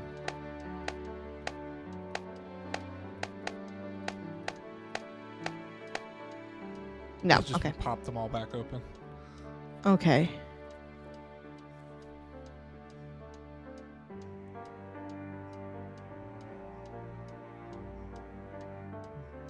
Can you pop open your phone again, please? Mm-hmm. We're going to the web. Yeah. Go bring me the list of Constellations. yeah. Or the list of the horoscopes. Hold on. Pause. Go. Yeah, okay, that's fine. Okay. You ready? I'm going to just start reading these out in order. Okay. So we're going to start with the second one on the top row. Because that was the first one on the list. Then we're going to do yours, Taurus. So that's third row, third option. Then we're going to go Gemini. Second row, first option.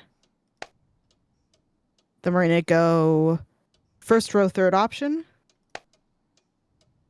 Then we're going to go second row, second option.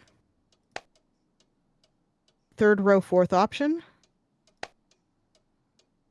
Then we're going to go second row, third option. Then we're going to do third row, second option. Third row, first option. Then first row, fourth option. First option entirely. And then hit the last one. Ta-da! It was just literally in the order they listed it on the website. Perfect. Oh, it's a moon. It's a moon. Moon. What does that do though? Oh, well, wait. there's a can we missing put moon it piece on the pillar. downstairs? Yeah, I was gonna say there's Yeah. a missing moon piece down in the. To the downstairs once again. Tiptoe through the tulips where the wind blows. Sheesh. Looks like a piece is missing. Oh, for fuck's sake! Nancy, Yes, Nancy, we're there. fucking working on it. Hey. Oh.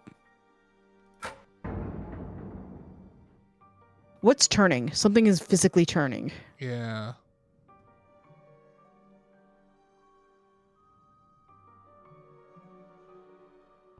What would this be? Well, what if we back her out and see if there's anything in the room?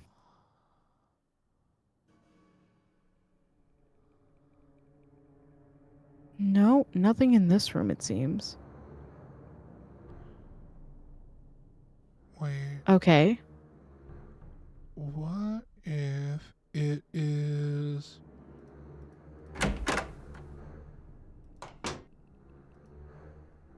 No, never mind. Okay.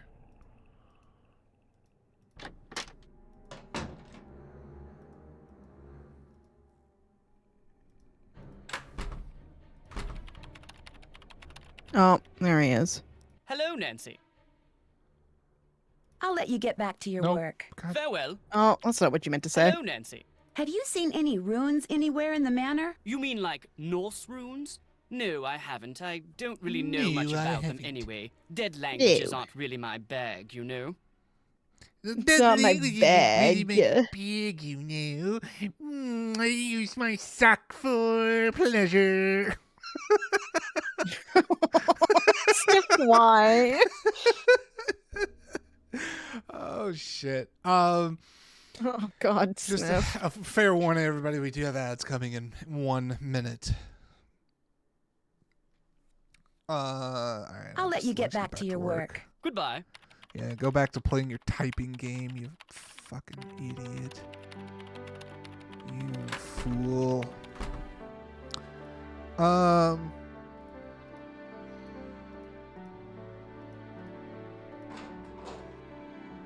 don't seem to do anything. No, not. There must have been something that we've been told. Wait, hold up a second. I'm gonna go dig in our VOD. Hold on. I have a thought. What if this? You have a thought? By all means, test your theory.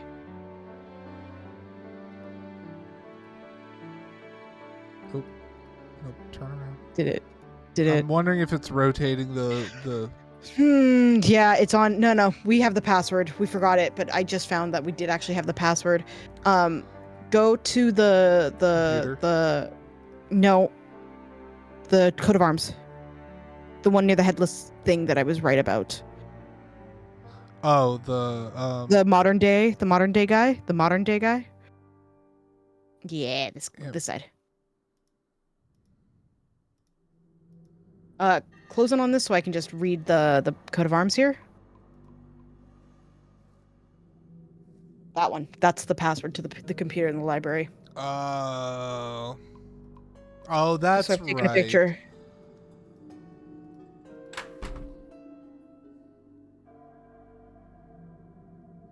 Onward. Viewed the door off. Spasiba. We just say. Merci. Oh, we're having fun with our bless yous in other languages. Okay, so PUR. PUR. GA. GA. MEN. MEN. TUM. Welcome, my adventurous friend. Oh, it Don't talks tell to my me. sister, but there are ghosts in Blackmoor Manor. 13 of them Oh, to good. be exact. The problem is they're very shy, so they only come out when it's very late at night, usually just after midnight. And even then, they only show up in quiet places, like the Great Hall, and the hallways and the conservatory. What's worse, they'll only come out for a very short period of time. But if you can find and good. touch all 13 ghosts in the time you're allotted, come back here and I'll give you a prize, one which I guarantee you'll enjoy. So who's ready to go on a ghost hunt?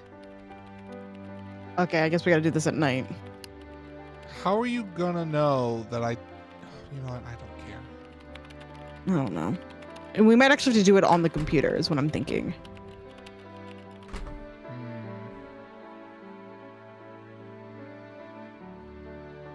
I feel like... So could we not take that telescope piece back out? We did. Was that locked in? Oh, we did. Okay. I feel like we're gonna find a telescope. I can't think of where I've seen... Was there maybe one at the top of the stairs? Maybe? Or is there one in the kids' room? That would be the only other place I can think of. Je suis tu et il est. Good. Elle est. Nous avons. Vous avez. Ils sont. Elles sont. Fucking French conjugation. No, it's just this.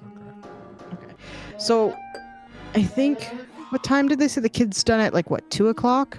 Something like that. It is 8:30. We can set the alarm for 2. Yeah. Take a fucking fat-ass nap. Take a fat fucking nap. Here, let's just try something just for... Yeah, try it on there. Negative. Negative. Negative goes Negatory. right over. What are you? Alarm? No, set. We gotta set the alarm. Maybe just fuck with the buttons first. Not those ones, the other... I think... The up and down? There we go. You press alarm because you want your alarm, and then you... Oh, you know what? Alright, I think she's done around 2. I think I remember reading that, but maybe 3. Let's go 2, and then we'll check, and if not, then we'll do 3. Okay. God. What was that?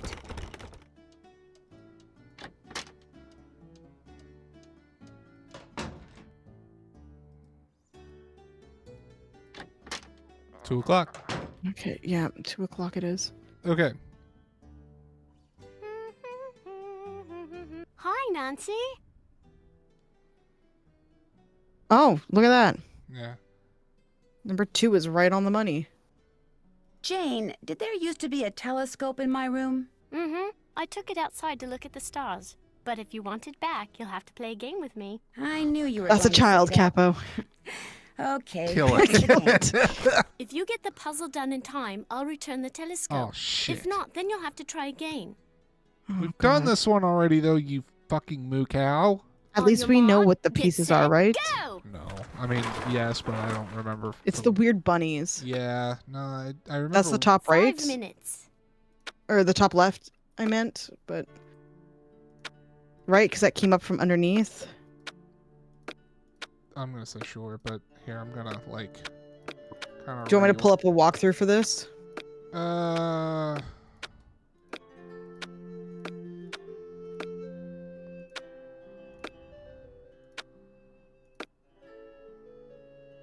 Just so that we're not, like, stuck on it for a long time?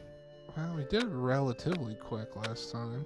No, we were down to the wire last time, buddy. Were we? Yeah. They were counting us down.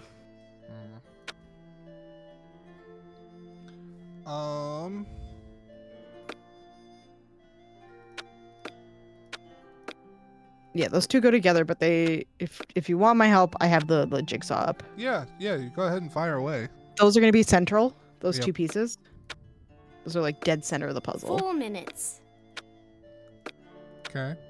And then the current one you have in the top left corner is actually correct. I did nail that. The one, so there's a corner piece in the bottom center right now of like the entire map. That is your top right. Okay.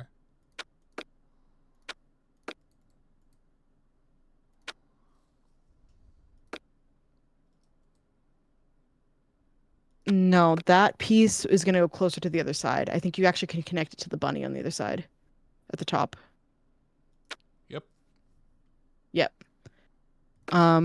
That piece I actually think goes at the bottom.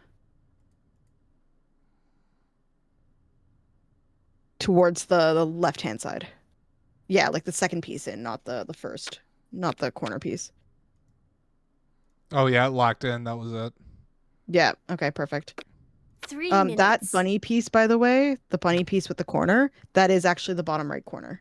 This Up. one? Yep, there you go. Yep, bottom right.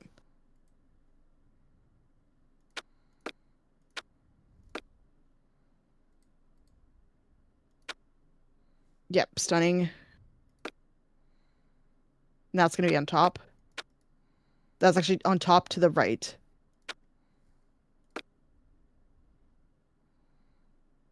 Sniff, you have a bunny piece that is a corner right above you? Yep. No, do those ones later when we have a little bit more of the border done. There we go. Yep, stunning. There we go. Good job. There it goes. Gorgeous. Down. That'll be the bottom, I think. 2 minutes. Shut up, Jane. This is why I was like, let's just use the walkthrough. There we go. That might be upside down. There we go. And the same with that one. There we go. Oh no, it was right way up. Flip it. There it goes. There we go. Yep. There. You won. Good show. I'll put the telescope back in your room first chance I get. I will. Thank you. My God. Do not ask her to play a game. She will say yes. She will say yes. That is a threat. Have you ever heard anything that's strange at night? Have you ever heard anything strange at night that sounds like chanting? No. Okay, what about that great. 13 Ghost game? Have you played that game on the computer in the library about the 13 ghosts? Why do you want to play some dumb old computer game when you can play a game with me? Because No, you are the I've problem. never played it. Oh, Should we do one more game with her just in case she forfeits something? No, because she's gonna make us redo them when we ask her for the favor. Gotcha. All right, cool. So it might even just be better to go straight to our room and see if it's in there. Okay. Do we want to make an actual? Oh while yeah, we're we can in try making a cracker. Do you mind if I Would make it say that- something? Go right ahead. I better get rid of the cake I have before I try baking another one. All right, well then get rid of it. You did it. We Great. did. Yeah. All right, so no avocado, no chocolate. No avocado, no chocolate. There's just straight up cracker. Yeah. There's beans, nuts, lettuce. What is this? Blueberries. That's fine. There's worms. That's fine. It would be rude to use it now. Shut the. Oh my God! I'm gonna strangle Nancy. So I mean, I guess we could do anything as long as it's like the nuts, the beans, the lettuce, the blueberries. As long as we have a little bit of each, we should be fine. Everything that's safe. No, Nancy. I did.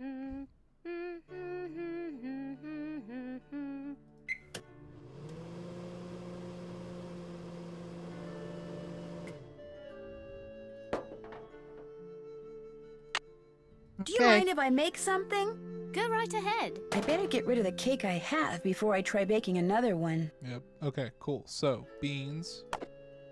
Yes. We can do Lettuce. We can do blues. I don't even remember anything about mealworms. You can have the mealworms. It's a non-processed meat. That's fine.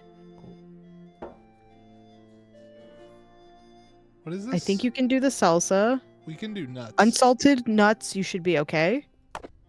Because salt is bad. Yeah. You want to do cracker? Cracker.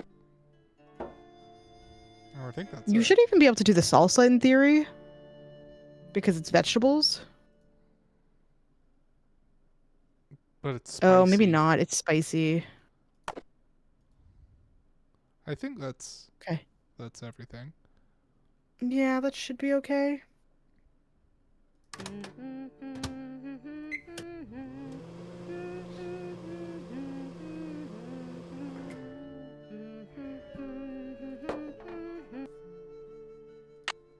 Nice. All right.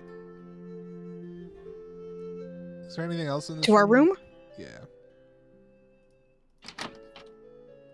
God, what a weird fucking you house. startled me. You must be Nancy. I'm Christ. Jane's tutor, Ethel. I fucking hate this lady already. Yeah. Hello, Ethel. Jane is very Yeah, don't say how excited do you're you do. visiting. You're all she's talked about for the past week.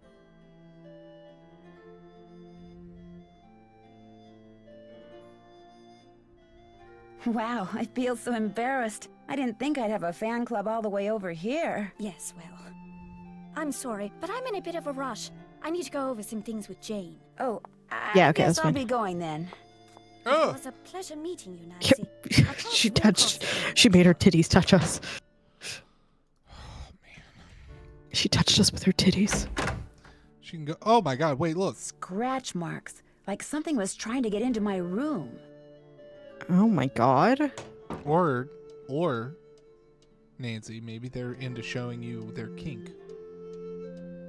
Maybe. Also, she wants to go It about. does not. That lady wants to go about titty touching. She needs to go talk to Nigel so he can get rid of his sock. There's no fucking telescope, kid. That lying bitch. This fucking little brat, I swear to God. Let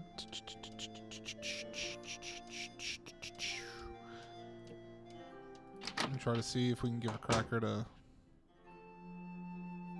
Or we can actually here. I have a better idea. Okay. Better idea.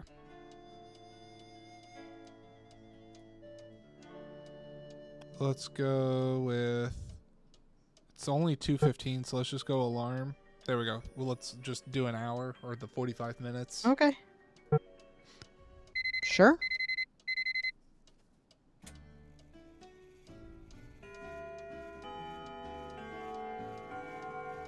I'll kill her. Yeah. Just go fucking do a walk around or some shit. Maybe she needs like time to go sneak into our room. Hang on, let's just see if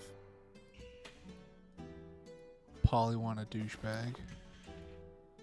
This is Paul, wanna not be the right bitch? time.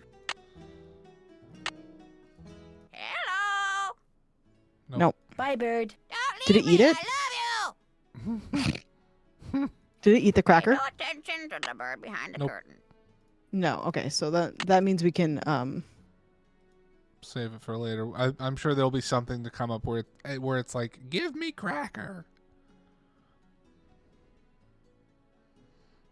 And instead I punch it in its tiny little bird dick.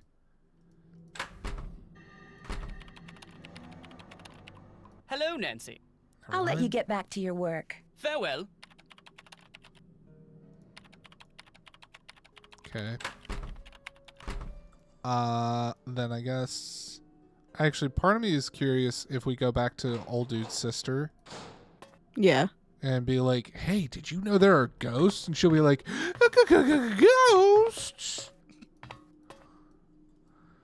Jinkies. Hey. Yes? Uh-huh. Don't talk about my girl Velma like that. I'm not. I'm talking shit She's on my Velma. favorite. Do you She's my believe that favorite. Blackmoor Manor is haunted? No, of course not. I've lived here for Linda many Cardellini's a years, babe. and I can tell you without a doubt that absolutely no ghosts walk these halls. An occasional odd creak here and there, yes, but no ghosts. Goodbye. The pleasure is all mine, child. Is it? Fascinating. Maybe the kid's gone to our room by now, hopefully. That's what I'm hoping, now that we've gone literally everywhere else we can for now in this godforsaken place. Truly. I imagine if there's a hell, it's this mansion.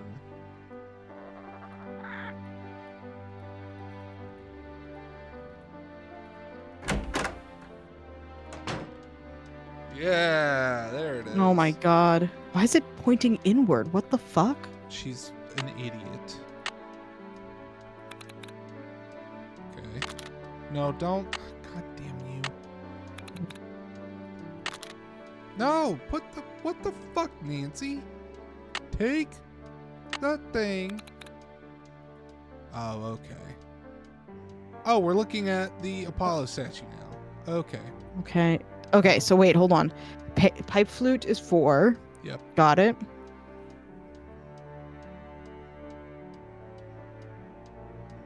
Parrot is 2. Okay. Go down, because it's probably like in a set of 5. Yeah. Smiling mask is 5.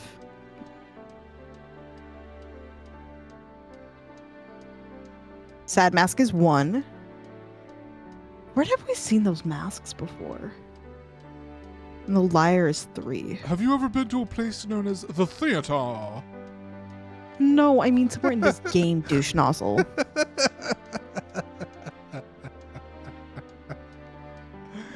Oh shit. Honestly, I don't even remember. Cool. All right. Is it the machine downstairs, the weird fortune-telling machine? Hold on, let me go look at the VOD. I'm loving this new secret hack that I'm using, which is our own playthrough. Yeah. It's a handy tool. It is a handy tool. It's good for us. Oh god. It stopped working. Yeah, it's mad that I beat its ass on accident. Okay. Welp. Which one of the many characters can break I need this? something to wind it up. Oh, we need a one. Oh shit, it's got a manual crank. Okay, game. I need something to wind it up. We don't have a crank. If you really want to wind it up, you should start talking about politics. Oh god. But anyway. We could go talk to the aunt, or we can go talk to the kid, because they both live in the house. I doubt Nigel's gonna know anything because he just shows up to work. Yeah, Nigel's just a... Who do you want to risk? I feel like we're gonna have to talk to the fucking kid. That's what I'm feeling. You think we're gonna play another game for this shit? Oh, hell yeah, we are. Joy. This game is gonna be built on the back of playing a game with a freaky fucking child. Hi, Nancy. That card game downstairs doesn't seem to be working. Do you know what's wrong with it? You have to wind her up. Unfortunately, my great aunt took the crank off. She's Oh. always doing mean things like that. So it is the lady I should downstairs. get going. Come back soon. Okay. To the conservatory. I'm gonna go downstairs and throat punch an old lady, I suppose. As you should. As one usually should. No respect As for one the elderly. deserves. Fuck old people.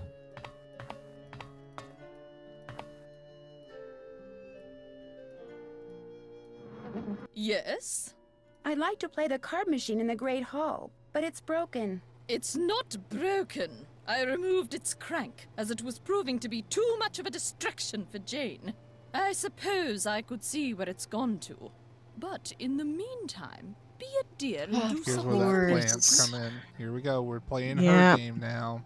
Sure. Do you see that hodgepodge of plants over there? They're my Mhm. prize seedlings. I had them perfectly arranged in that box, so I could easily move them about to catch the light. Uh-huh. Unfortunately, Jane took all of them out when I wasn't looking. What is that pill and bottle? Now for the life of me, I cannot get them back Yeah. in the box so that they all fit. Why don't you give it a try while I see about that crank? If we both succeed, we shall both be happy, if you catch my meaning. Remember, they must all fit in that box. Okay. She walks off. Okay, lady.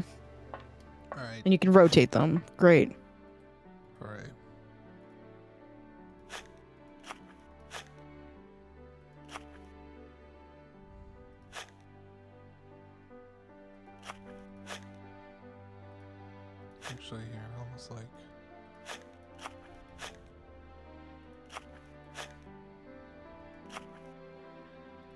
that succulent at the top looks like it's the same like width as the first plant you put down. The spiky one. Oh, this one? Yeah. It absolutely is.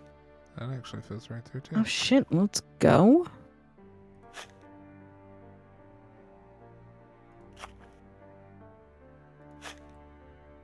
Nope. Actually though, Sniff, before you put that one down, grab the other big planter and turn it the other way. Oh, nice. Solid. I love playing. Yeah. And then actually the jade plant, which is the top right corner right now, middle aisle. Do you see the vision? This is actually probably one of the easiest Nancy Drew puzzles to date. Should probably Put it sideways and then the other one on top and then the two in the yeah.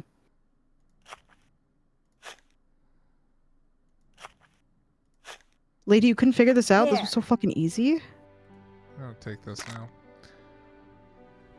Oh yeah, we did look at this. We did. Okay, allergy symptoms may cause drowsiness. Got it. Wait, was there any? Okay, never mind. Oh yeah, here we go. Oh wait, this is. Yeah. Yeah. Ow! The snappy. Bitch. Is there anything on the other side we can look at? No. Like on the workbench? No, we can either look at this. Is she gonna come back with it, or is she just gonna put it in? Oh, she's definitely gonna put it in.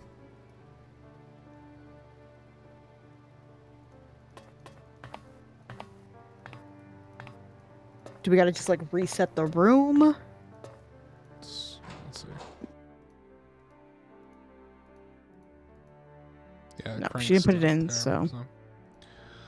Fine. Just go back and see if she's back in there now. back. Okay, fucking dumbass bitch. So tired of these people. Truly. I'm glad in actual life, like we're actually nice people. We're very nice and patient people. Yes. We really kind of can be. I managed to get all those seedlings back in the box. Wonderful. And I managed to find that crank. There you go. Great. Crank. Thank you. Goodbye. Run along.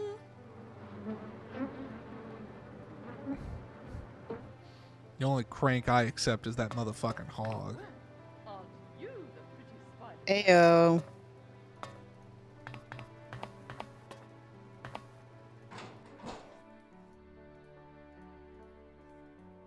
Okay. And then can this be the final wrap up for the day? Just Yeah, considering. I just saw the time. Yeah. Okay. Oh boy, here we go. Those symbols look familiar. Okay. Okay, hold on. So this was in a very specific order. So it was Wailing Mask first. Wailing Mask, Wailing. Sad Mask. Yeah, but okay. And then Oh, it's I see. Parrot, Parrot. Harp, or Lyre. Pair of Flute, so the flutes, the pipe flute. And then Talia. And then hit enter.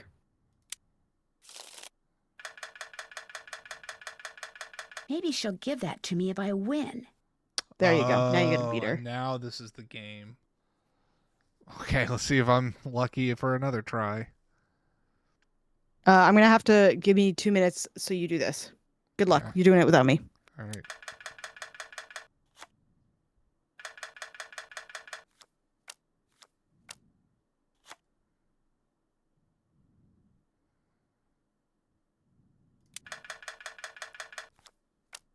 Nice.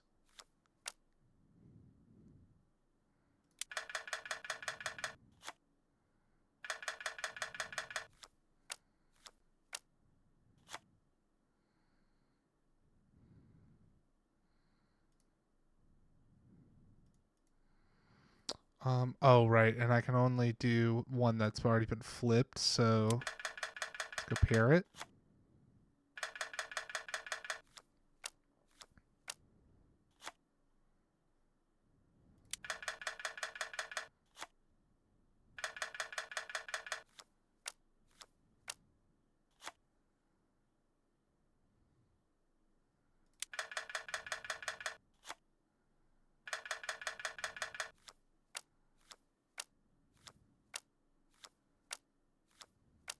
So my dinner plans just got canceled, but that's fine. Oh, I'm sorry, homie. No, it's okay. I'm confused. Is she snatching my... Yep, she just stole them all. Huh. Earth. Hold on. Which one was Earth? Earth was not one of the ones that we picked up. No, it's not Talia. But you can only select a column that actually has something actively in it. That's the thing. Oh.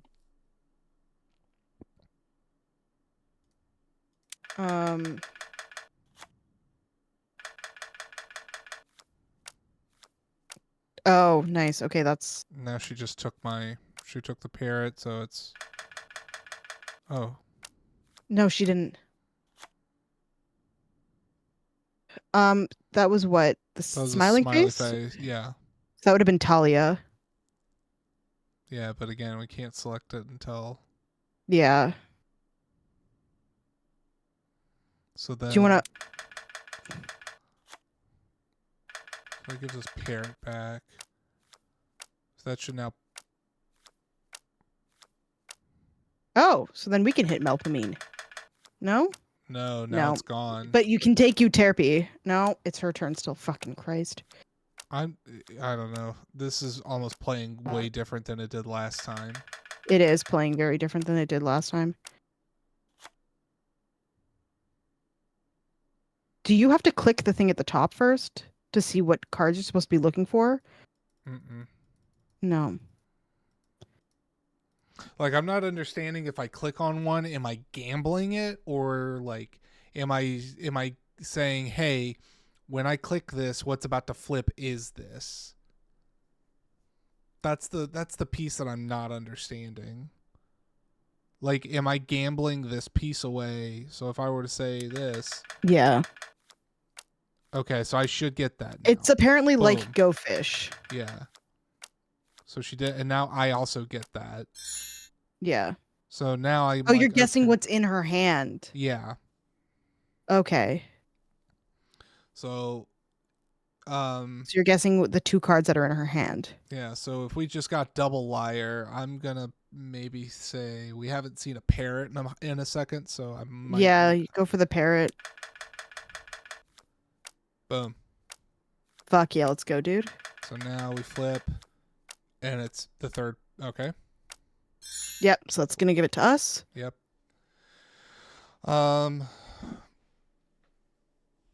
So... You can't do any of Calliope. You could do Polyhymnia or Cleo, depending on. Yeah, I'm going to go with Polyhymnia again. No. That's okay. Because I need her to draw out these things that I don't have. So we just revealed that. And now we need a smiley. I'm actually thinking a smiley is about to pull up again. A smiley or the pages, because we haven't had the scroll in a hot second, have we? It's been a minute. But we also haven't had Polyhymnia either in a minute. Yeah. You did just try for Polyhymnia, though. Yeah. And it just showed the Pegasus. Yeah, I would do the same one you did last time. Whatever you did last time, because it seems like it's remembering what you've given up as information that you have. Yeah. Hey, Hades, thank you for the sub, dude. How you doing, man? Yeah, here, fuck it. We'll go. No. That was it? Oh, that was it? Okay. Fuck yeah, let's go. So it's still our turn. I'm gonna have to then... I'm gonna say Talia. Go for it. I feel like it's gonna double up. Boom! Fuck yeah, sniff. What do we get? Oh, fucking nice. Dude, are we gonna kick her ass? I hope so. We need to. I mean, all you can do now is polyhymny. It's the only one you have available to you. Because you can't. Yeah. There it is. Okay. Just keep going with what you can do, right? Yeah. That's all I can. Yep. Flips it over. And then again. Is she just giving us all of it? Okay. Get a Pegasus. We know she's got it. Oh, it's going to be a clear house now. Yeah. I mean, what else is there to do at this point? And then Urania. Owed you for fixing You games. fixed Hades' dude. game? Oh man, you don't owe nothing, but I really appreciate it, man. Yeah, so for Night Rain and even just Elden Ring. All right, Betty, pay up. And even just like Night Rain or Elden Ring in general,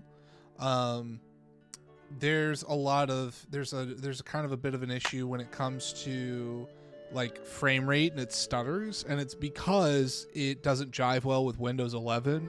And Windows 11 has this mechanic that it likes to utilize where it basically packs and unpacks your cores on your CPU.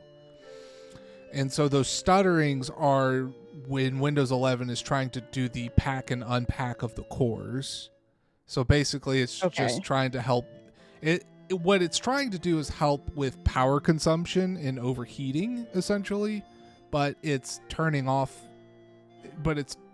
unnecessarily turning on and off cores, and it's not doing it in a way that's like efficient to the point where like it disrupts the game. I see. Yeah. So Sniff, I'm going to tell us to put the arrow into the slot on the column because I'm pretty sure that's Cupid's arrow, if I'm not mistaken. I think so too. And then we'll call it. Yeah. So the reason I had to step away earlier was very funny and very cute. Oh. Madre was like, "Hey, can I get a hug?" I'm like, "Yeah, what's wrong?" And she's like, "I see her in tears." Why do I see her in tears? She's watching the Mr. Rogers movie and made herself sad. Oh. This They're connected. Nerd. They're connected. Yeah. These are pipes. I get it. Okay, cool. So that means that this one's gonna need to be. Here, take this. Pop that in there. And we need to have this. Yeah. There we go. All right, let's call this a wrap. Good night, Mark. All right. Arrow get. That's all we really know right now. Yep. Save. And we'll go to menu. Exit.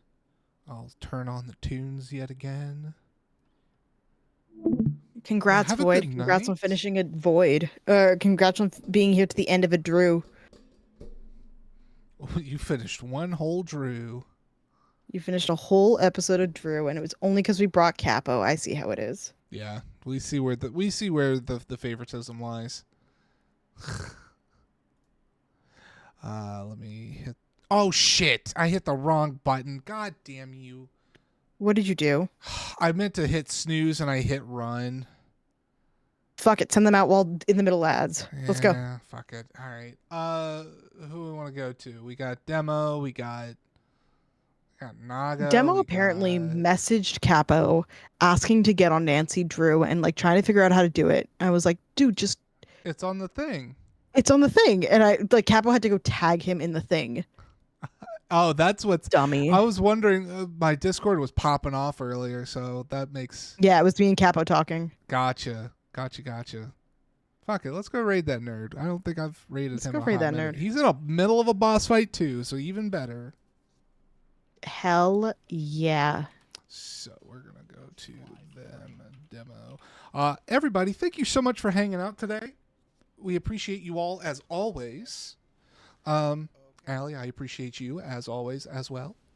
I appreciate you. We're gonna raid our boy Demo, one of our fearless leaders of the Bit by Bit Brigade. Before what? Before.